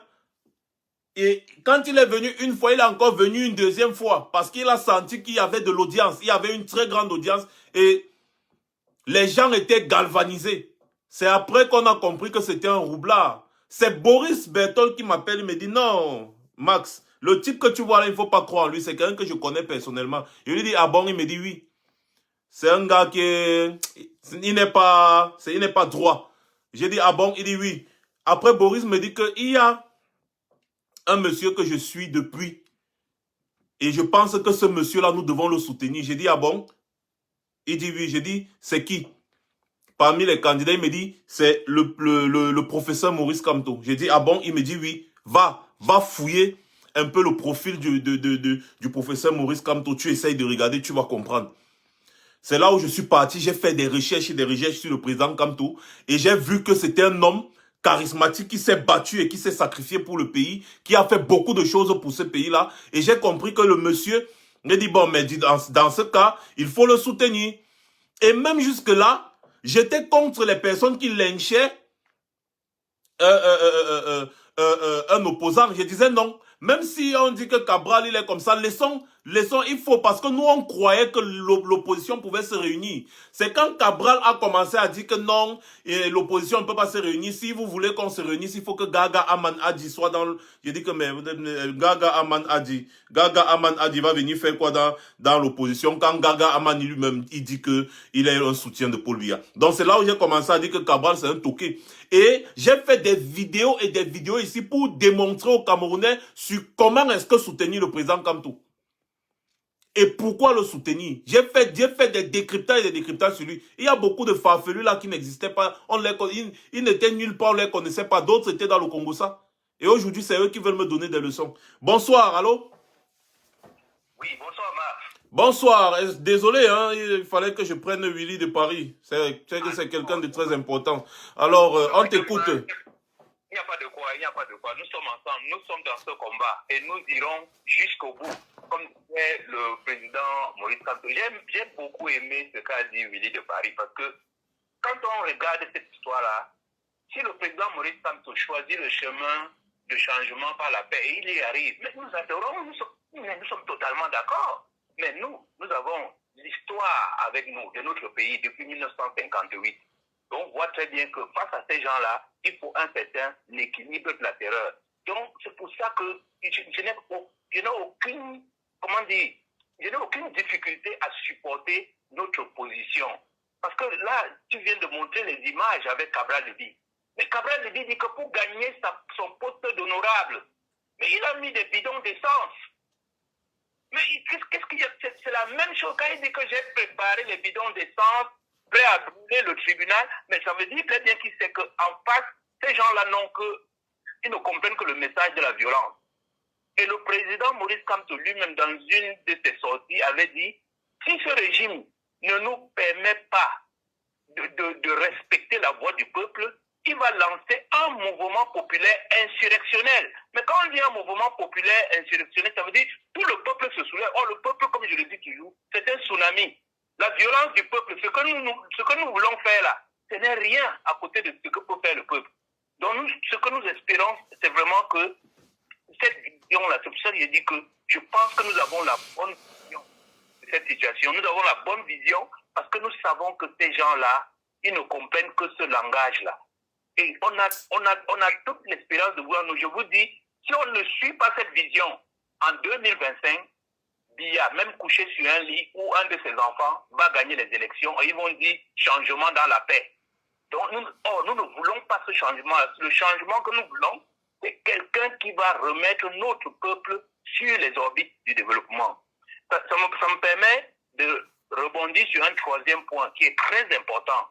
Il faut que nous refusons la diabolisation. Il faut savoir qu'à chaque fois que ces gens-là voient les jeunes Africains qui sont prêts à défendre leur pays, on leur oppose une certaine forme de diabolisation. Donc, ils vont commencer à nous appeler les radicaux. Refusons ces termes-là. Ils vont essayer de nous appeler les extrémistes. Refusons tous ces termes-là. Nous ne sommes pas des extrémistes. Nous sommes tout simplement des jeunes Africains qui disent nous refusons, ça fait 40 ans. Trop, c'est trop. Et donc, et pour cela, comment refuser la diabolisation? C'est de tout simplement brandir ce qu'on appelle la légitime défense. Il faut le comprendre, nous sommes en légitime défense. Je vous dis, Marc, à chaque fois que vous dites à un étranger, ça fait 40 ans qu'il est au pouvoir, mais on se demande, mais comment est-ce possible? Donc vous comprenez que toute action que nous allons mener, si on vous demande, mais c'est pourquoi vous menez cette action? C'est parce qu'il y a un homme qui est là depuis 40 ans. Ça légitime totalement votre combat. Donc n'ayez pas peur de tous ces gens qui disent, oh, il y aura ceci. C'est faux. Même les ambassadeurs, on peut pas les... Ils sont inattaquables face à ce qu'ils subissent depuis des années. Donc notre action s'inscrit dans la légitime défense. Et d'ailleurs, le monde entier le sait. Ils sont témoins de tous les crimes que le régime Biya a commis au Cameroun depuis 1982. Donc, de ce côté-là, il ne faut pas se craindre. Maintenant, je vais entrer dans ce que j'appelle souvent les éléments de stratégie. Ce n'est pas les stratégies, mais je donne les éléments de stratégie. Encore une fois de plus, je reviens sur les Camerounais. Il faut le dire, Marc, il y a un des appelants là qui a parlé des religions. Mais ici, là, tous les 3 pas, il y a une église. Tous les cinémas qu'il y a au pays ont été transformés en églises. Donc, toutes ces églises-là visent à nous endormir. Et à côté de cela, il y a ce qu'on appelle les brasseries du Cameroun. C'est 80% de la production nationale au Cameroun. Qu'est-ce qu'ils mettent dans ces bières-là? Nous n'en savons rien. Donc, toujours est-il qu'on empêche les autres sociétés brassicoles au Cameroun de concurrencer, d'augmenter leur capacité de production. Il faut se rappeler, lors des villes mortes, on avait fermé Kaji. Parce qu'on se disait, il faut que les gens ne boivent que la 33 pour les atténuer. Donc il faut bien comprendre que ce sont des choses, ce n'est pas le hasard. Donc s'il y a des points, s'il y a des cibles à attaquer, il faut regarder ces aspects-là, c'est-à-dire la religion, l'alcool. Et il y a un autre sujet que une des filles là, a lancé, cette là sur l'argent qu'on envoie en Afrique. Mais il faut savoir que le Cameroun est le premier pays qui envoie l'argent en Afrique. On les classe en deuxième position après le Congo, mais c'est parce qu'on oublie que les Camerounais envoient beaucoup d'argent d'une manière parallèle. Ils n'envoient pas l'argent dans les... Mais si on voit dans les voies légales, on parle de 833 milliards par an. 833 milliards par an. Mais cet argent-là repart dans les poches de la France-Afrique comme sous forme de devise. Donc ça veut dire, je disais simplement que si les Camerounais qui sont à l'étranger trouvent un autre moyen, en association avec une banque camerounaise, de renvoyer cet argent au Cameroun, ça peut servir à de vrais projets qui vont aider les Camerounais. C'était juste une idée que je lançais comme ça au passage. Mais sinon, l'autre élément de stratégie, comme je l'ai toujours dit, vous qui êtes en Occident, tous les enfants de ces gens-là habitent là-bas. Il faut identifier tous ces cibles-là pour préparer la riposte. Parce qu'il faut savoir que l'une des caractéristiques de ces gens, ils sont extrêmement lâches et extrêmement violents. C'est-à-dire que ce sont des barbares. Et si vous n'êtes pas sûr, vous avez vu la fille du président, comment elle est enfermée. Elle n'est pas enfermée pour rien. C'est parce qu'ils connaissent les crimes qu'ils commettent au Cameroun et ils savent que ça peut rebondir sur leurs enfants. Donc ils ne sont pas fous, hein. Donc c'est pour ça que je dis, identifier toutes ces cibles-là, ça aide à se préparer à la riposte. L'autre argument, c'est l'argument juridique. On a vu comment ces gens-là ont fatigué la diaspora avec les plaintes en Suisse, la plainte en Allemagne et tout. Mais nous sommes restés sans réagir. Comment se fait-il que, je dis, le monde entier est témoin des crimes du régime Biya et de sa bande? Il faut que la diaspora, avec les avocats, là, les Toukou et tout ça, il y a beaucoup d'avocats là-bas que vous lancez une action juridique pour porter plainte à ces gens-là dans tous les tribunaux là-bas en Europe, de manière que quand ils viennent en Europe, ils sont menacés d'être arrêtés.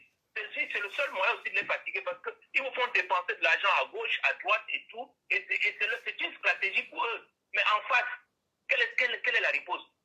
Alors que le droit, beaucoup de tribunaux en Europe, aux États-Unis, peuvent reconnaître ces crimes. On peut porter plainte contre ces gens-là pour le massacre des enfants à Delebet, pour les enfants de la petite Caroline, pour les enfants de Gabou et tout. Ce sont des plaintes qui sont valables. Et avec ça, je vous dis, l'un d'eux met pied là-bas, on les arrête. Et c'est aussi un moyen de les convoquer au tribunal et tout. Ça les fait dépenser et ça permet d'avancer le combat. Donc voilà quelques éléments de stratégie que je donnais comme ça pour dire que ce combat-ci, il ne faut même pas faire l'erreur. C'est-à-dire que les Wandje ont transmis le dossier. Fundi a échoué lamentablement. On ne peut plus s'amuser à retransmettre ça parce qu'après ça, notre pays sera détruit. Nous sommes la génération qui peut sauver encore le Cameroun d'aujourd'hui là. Sinon, je vous assure, ce sera du game over pour notre pays. Voilà ce que je souhaitais dire, Marc. Merci pour ce temps. Merci beaucoup pour cette brillante intervention. Bonne soirée. Voilà. Justement, il a parlé de quelque chose de très important. Les affaires, des arguments juridiques et consorts là. Vous avez même dit que, dites que je suis radical, je suis extrémiste, machin, machin. Je le dis, je n'ai pas peur. Vous savez pourquoi? Parce que la première des choses d'abord, c'est que je lutte contre une dictature. Quand vous luttez, quand le régime dans votre pays est déjà fiché comme étant un régime dictatorial, laissez-moi vous dire que vous aurez des arguments pour vous défendre au cas où, que le cas là même d'abord ne va même pas arriver. Je vous le dis.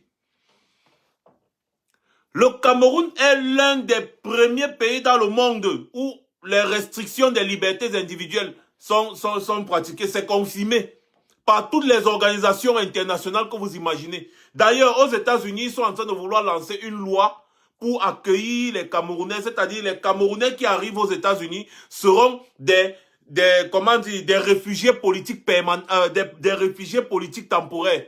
Un peu comme l'Érythrée.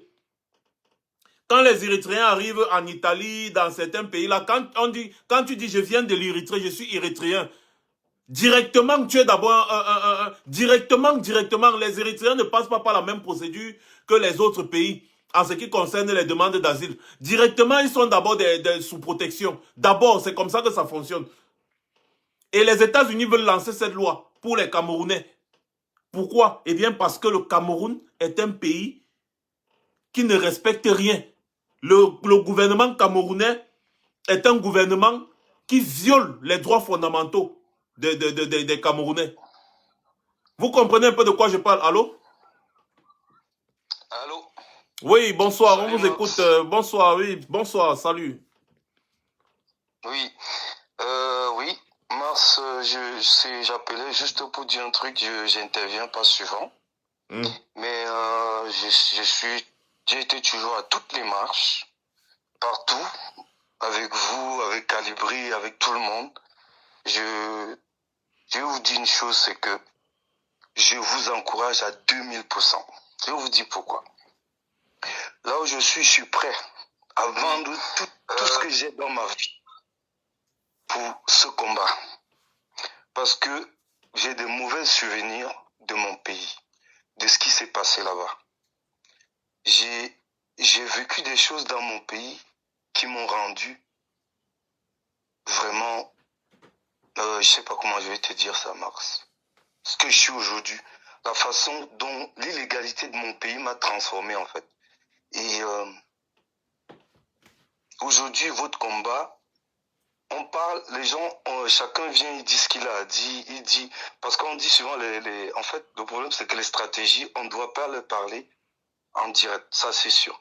Mais je vous dis une chose, c'est que Mars, peu importe où il y aura une cagnotte, je suis pas seul, nous on est plein, prêts à se ruiner pour ça. Parce que on aime notre pays, pas parce que on peut bien vivre ici, on est tranquille, là, nos enfants sont bien, on est bien, mais on aime notre pays nous manque. Et on sait ce qui se passe là-bas, on sait comment les gens souffrent. comment ça se passe là-bas. Et aussi parce que si on attend des Camerounais, de nous là, des jeunes là, on peut parler, ça fait combien d'années déjà. Moi, je vous ai retrouvé dans le combat, j'ai commencé à marcher en 2018. Donc tu étais déjà dans le combat. Et j'ai jamais plus raté une marche. Mais j'ai vécu des trucs horribles au Cameroun où je ne peux même pas expliquer. Et qui m'a rebellé jusqu'aujourd'hui. J'ai été emprisonné mars au Cameroun, au commissariat central, parce que je suis sorti juste d'une ambassade avec un visa. J'ai stoppé un taxi, j'ai fini 16 jours en cellule, le temps qu'on fasse voyager quelqu'un avec mon passeport. Quoi? Pour te dire les réalités du Cameroun, le commissariat central, je dis bien, je dis pas autre chose. En 2002, si quelqu'un connaît le commissaire 6 étoiles qui était en 2002, ce monsieur il m'a emprisonné, il m'a gardé pendant 16 jours au Cameroun. Pour pouvoir faire voyager quelqu'un avec mon passeport, je le dis.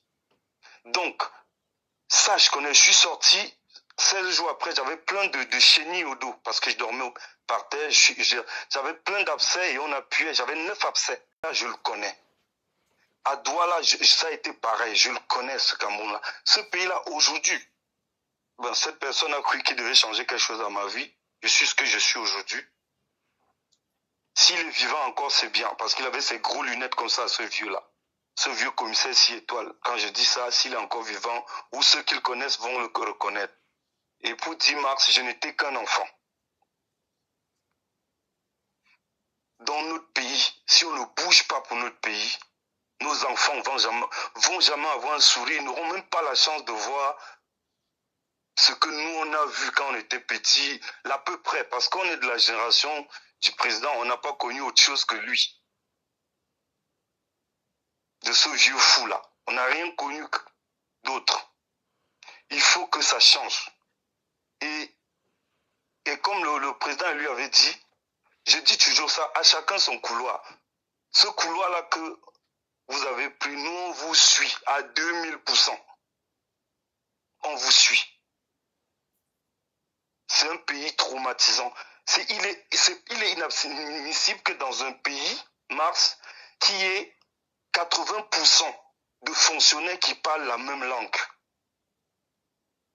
qui s'expriment pareil, que tu es dans n'importe quel bureau, si tu ne connais pas cette langue, ça va mal se passer. En 2011, j'ai eu mes voitures bloquées au port juste parce que j'ai eu la malchance de dire à une dame que madame, vous êtes arrivée à 11h. Elle m'a bloqué pendant 2 semaines. J'ai payé ici. Si je n'avais pas payé plus de 2 millions et quelques, mes trucs devaient rester bloqués. Juste parce que je ne parlais pas une langue. J'ai de la haine. Et pourtant, je suis Manguissa. Je suis un gars de Nkolo et je suis Bamileke aussi. Donc, quand je parle, je sais de quoi je parle. Même si j'ai grandi du côté de l'Ouest. Moi, quand je pars aussi à ça, je suis chez moi. À ça, en Nkolo, je suis chez moi. Donc, c'est pour te dire que Mars, ce combat-là, même si on nous dit descendez, nous on va descendre. On est prêt. Il n'y a pas que les choses que les gens racontent là. On raconte des choses juste pour...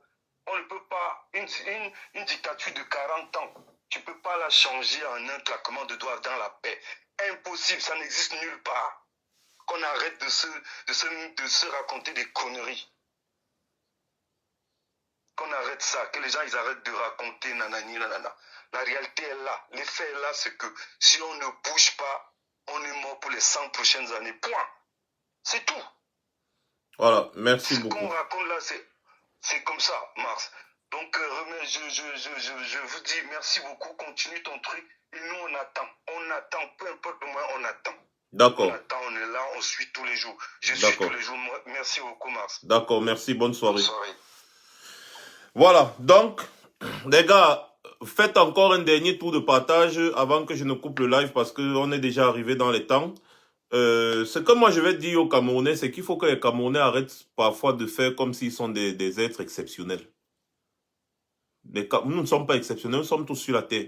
Et nous devons utiliser les mêmes moyens que les autres ont utilisés pour se libérer. Et un mauvais exemple n'est pas un exemple. Je vous dis ça tous les jours.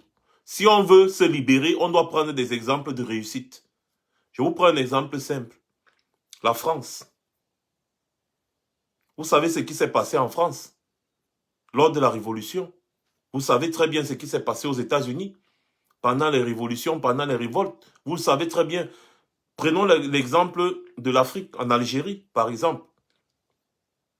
Vous savez ce qui s'est passé en Algérie? Qu'est-ce qui a provoqué la chute de Mobutu? Posez-vous des bonnes questions. Qu'est-ce qui a provoqué la chute de Mobutu? La fin de l'apartheid en Afrique du Sud, qu'est-ce qui a provoqué cela? Je vois certaines personnes citer Mahatma Gandhi. Je vous envoie à aller lire. Allez lire l'histoire de la révolte. Allez lire l'histoire de Mahatma Gandhi, ce qui se passait. Mahatma Gandhi était un homme de paix, mais ses militants n'étaient pas des hommes de paix. Mahatma Gandhi était là, le soir, en journée, il parlait de paix, il disait que la paix est bien, le pacifisme, on doit seulement se libérer par la paix. Mais la nuit, ses partisans ne laissaient pas. Des gars violentaient, les gars saccageaient. Quand on venait lui poser la question, il dit, ah, moi je ne peux pas contrôler la foule, vous voulez que je fasse quoi? Oui, il a cautionné. C'est comme ça que ça fonctionne. Il y a tellement, les exemples sont légion. Allô? Les gars. Allô? Bonsoir Max. Bonsoir Désert. Oui, Max. Oui, je voulais intervenir quelques minutes, s'il vous plaît. Oui, on t'écoute, on t'écoute. J'ai écouté la sœur tout à l'heure qui était un peu sceptique sur la capacité des Camerounais à se mobiliser et à chasser le président, le dictateur par la force. Et donc, ce que je voulais dire, c'est que j'ai une chose à dire. Quand nous grandissions au pays dans les années 80 et 90, c'était pratiquement impensable. C'était même, je veux dire, penser à cela, c'était un peu comme pécher dans l'esprit. Chez les chrétiens, ils parlent de péché par omission ou par quoi là, par inaction, quoi, j'ai même oublié. Penser qu'on pouvait chasser Paul Biya, faire le calé un jour, ici sur Terre, je veux dire, c'était même pas réalisable. Je veux dire, personne ne pouvait même imaginer que quelque chose comme ça pouvait exister.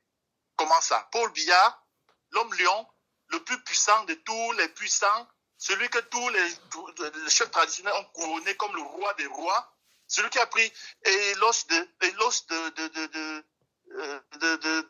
du gorille chez les pygmées, et ceci chez les Douala, et ceci chez les Beaux, et comme personne ne peut imaginer. Il a fallu que le caporal Grié parte à Genève pendant des années. Que le caporal Grié dessine le diable au mur pour que le diable sorte. Quand on voyait le caporal Grié, même ses propres amis, il nous l'a dit ici plus d'une fois, avait même honte de lui. Je dis peur même, c'est trop dit. On le regardait comme un cinglé, comme un fou. Mais comment est-ce que tu peux aller te suicider comme ça entre nous? Personne ne voulait s'associer avec le caporal Grié parce que c'était si révolutionnaire que on était encore à des années-lumière de penser que ça pouvait exister. Regardez la situation aujourd'hui. Paul Biya, pour sortir du Cameroun, est obligé de dire qu'il va en Europe. Il ne dit plus qu'il va en Suisse ou à Berne ou à Baden-Baden. Il ne précise plus. Il donne une destination vague. Ça veut dire quoi? Ça veut dire qu'on a réussi à démystifier. Mais ça a pris du temps. Ceux qui ne font que dire que penser à une autre mesure, à une autre façon de voir, c'est gâter le combat, ne comprennent pas que toute chose a une campagne. Si on ne bat pas campagne sur une chose, cette chose ne peut jamais exister, ça ne peut pas se réaliser. Nous avons décidé que nous allons recruter la jeunesse camerounaise, les Camerounais de bonne foi et ceux qui veulent faire quelque chose. Et de la même façon que le caporal Grié nous a inspiré à interdire Paul Biya de sortir pour venir à l'étranger, nous allons travailler pour capturer Biya au Cameroun. Ceux qui pensent à la paix sont encore dans les années 80. De nous autres qui étions au Cameroun, ils ne peuvent pas penser qu'un caporal Grié pouvait sortir 15 ans plus tard et empêcher que Paul Biya ne sorte du Cameroun. Donc nous, aujourd'hui, nous avons décidé de dessiner le diable. Nous appelons juste tous les autres Camerounais, tous les Camerounais qui peuvent regarder dans ce sens, à se joindre à nous. J'ai l'honneur aujourd'hui de faire partie de ceux qui recrutent. Nous espérons que nous n'arriverons pas au niveau de la guerre au Nozo. Mais si nous arrivons au niveau du Nozo, Sobi, ce sera une escalade provoquée par le régime. Ce ne sera pas quelque chose que nous avons décidé de faire. Il y a eu une bombe aujourd'hui à Buea, à l'université de Buea. Il y a exactement 2 ans, personne ne pouvait penser qu'un truc comme ça pouvait arriver. Il y a 2 ans, les Zambas luttaient encore avec les fusils de deuil. Parce que quand vous voulez faire honneur à quelqu'un, à son deuil, on paye un certain montant, vous payez un certain montant aux professionnels et la personne tient en l'air. C'est avec ça qu'ils luttaient. Qui pouvait penser qu'ils arrivaient à un niveau de sophistication aussi élevé au point de porter une bombe artisanale, c'est trop dit, parce que quand on dit artisanale, on essaie de les dénigrer. Une bombe sophistiquée à retardement et déposée quelque part. Qui pouvait imaginer? Alors, donc, nous sommes en train de dessiner ce diable au mur afin de le faire sortir et de le capturer pour libérer le Cameroun. De grâce, mettons-nous dans ce sillage. Travaillons ensemble pour libérer le pays. Personne n'aime le pays là plus que nous ici. Vous avez votre façon de voir, c'est bon. Continuez, mais cessez de tirer sur d'autres qui ont une autre façon de voir. C'est tout ce que nous demandons. Donc je disais, j'ai l'honneur d'être parmi ceux qui recrutent et l'engouement que nous avons en ce moment. Vous ne pouvez même pas imaginer. Vous Justement. ne pouvez même pas imaginer. Ah oui. Mais des gens pensent qu'on va venir sur Facebook dire on a fait ceci, on a fait cela. Mais vous allez voir de vous-même ce qui va se passer. On n'a pas besoin de venir de se pavaner et dire bon voilà, ce sera seulement le na. Vous connaissez bien comment les enfants disent souvent. Donc voilà un peu ce qui se passe. Et donc, il n'est pas tard. Tous ceux qui pensent qu'on peut aller ensemble, chasser bien ensemble, la porte est ouverte. Nous ne sommes pas ici pour anticiper, pour antagoniser et polariser les uns et les autres. Nous sommes ici pour tendre la main afin que tous ensemble, comme hier au Meurice, devant les gardes de Paul Biya, qu'on a ensemble affronté Paul Biya. Et c'est tout. Et puis c'est tout. Voilà. Merci beaucoup, Désert. Voilà. Donc, Désert m'a un peu coupé et j'en venais, justement. J'étais en train de parler de Gandhi. C'est ça. Donc, si les sympathisants de Gandhi et tous ceux qui luttaient pour la liberté à cette époque restaient seulement à dire que non, Mahatma Gandhi a dit que c'est dans la paix, Mahatma Gandhi a dit que c'est dans la paix, on attend. C'est que même aujourd'hui, ils sont toujours dominés. C'est pareil. C'est pareil dans beaucoup de pays. Les exemples sont légion. Quand on a affaire à une dictature, il n'y a pas de demi-mesure. Il n'y a pas de demi-mesure. Et donc, comme vous étiez en train de suivre le commandant des airs, par exemple, tout à l'heure, et c'est par là que je devrais normalement chuter, continuez de nous contacter. Pour ceux, je sais qu'il y a beaucoup là qui sont très motivés là. On sait que vous êtes motivés. Contactez-nous seulement et attendez. Les choses arrivent. Tout ce que vous faites, c'est que quand vous entrez en contact avec nous, oui, d'accord, on attend. Vous ne pouvez pas imaginer le nombre de Camerounais qui sont prêts à lutter. Vous ne pouvez pas imaginer. Les gens attendent qu'on vienne dire... Je vais vous dire un truc. Hein. Il y a une différence entre voici ce que je vais faire et voici ce qu'on doit faire. Ça semble similaire, non? Mais il y a une grosse différence. Hein? Quand je dis on doit chasser le régime Biya par tous les moyens, ça ressemble à une proposition. Je ne sais pas si on se comprend. Si je viens vous dire ici là que voici comment je vais faire pour chasser le régime Biya, là, c'est déjà autre chose. Or, si je viens vous dire, voici comment on doit chasser le régime Biya, ça c'est encore autre chose. Donc que les professeurs prennent encore mes vidéos, ils découpent comme ils découpent. Plus vous découpez les vidéos, plus vous faites comme si vous voulez, je ne sais pas trop, éduquer les gens ou je ne sais pas trop quoi. Plus vous voulez me montrer comme quelqu'un de diabolique ou de quoi, plus vous faites notre publicité. Plus les Camerounais nous appellent. Vous ne pouvez pas imaginer. Et si vous attendez qu'on vienne vous dire ici sur Facebook, oui, ils nous ont appelé, hein, ils nous ont fait ceci, à telle heure qu'on vienne vous donner les détails, vous attendrez longtemps. J'ai toujours dit depuis le début, S'il y a certaines choses qu'on ne dit pas à certaines personnes, eh bien c'est parce qu'on ne fait pas confiance à tout le monde. Mais l'engouement que les Camerounais ont actuellement, c'est la magie. Ils n'ont plus peur. Les gars appellent, d'autres appellent en vidéo. Ils disent que me voici. Je suis prêt. Parce qu'on en a marre. On est fatigué de survivre. C'est même quoi? Voilà les mots qui sortent dans la bouche des Camerounais. Donc ils avaient juste besoin qu'on les encourage. Et nous sommes là pour vous encourager les gars. Les affiches sont là. Continuez de... Je vois vous partager beaucoup les affiches. Continuez de partager les affiches. Je suis en train de mettre en place un canal Telegram qui sera un peu comme une page Facebook ici où on va souvent mettre toutes les affiches nécessaires. Et quand ça va commencer, ça ne va pas s'arrêter. Sachez-le. Et comme je vous le disais, nous sommes en droit de faire ce qu'on fait parce que nous sommes inscrits dans la légitime défense. Le régime ne fait que nous oppresser depuis, et nous avons décidé de riposter. Donc ce n'est pas comme si le pays est calme, le pays est tranquille, le régime fait son travail et nous on vient pour chercher à le déstabiliser. Parfois les gens parlent des choses, on dirait qu'ils ont fumé le tapis ou je ne sais pas trop quoi, ils ont bu, je ne sais pas trop quoi. Non. Nous sommes dans la réaction. Ce n'est pas nous qui avons provoqué.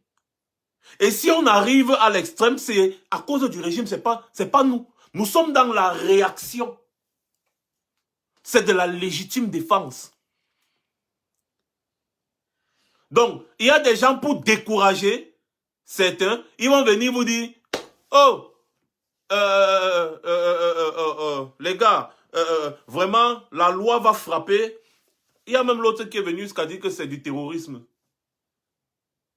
L'autre va dire la loi va frapper, ceci est monté, ceci est descendu. Non, nous sommes dans une réaction. C'est de la légitime défense.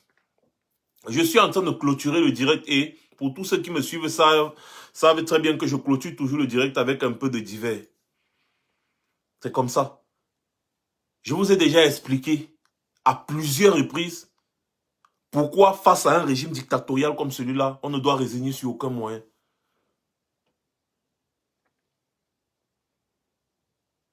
On ne doit résigner sur aucun moyen. Et tout ce que nous pouvons faire aujourd'hui, c'est légitime. Parce que nous sommes dans la légitime défense. Donc n'ayez pas peur. Les gens qui veulent vous décourager, ne vous laissez pas décourager. Ne vous laissez pas décourager. D'ailleurs, si nous vivons aujourd'hui, c'est bien grâce au sacrifice d'autres personnes.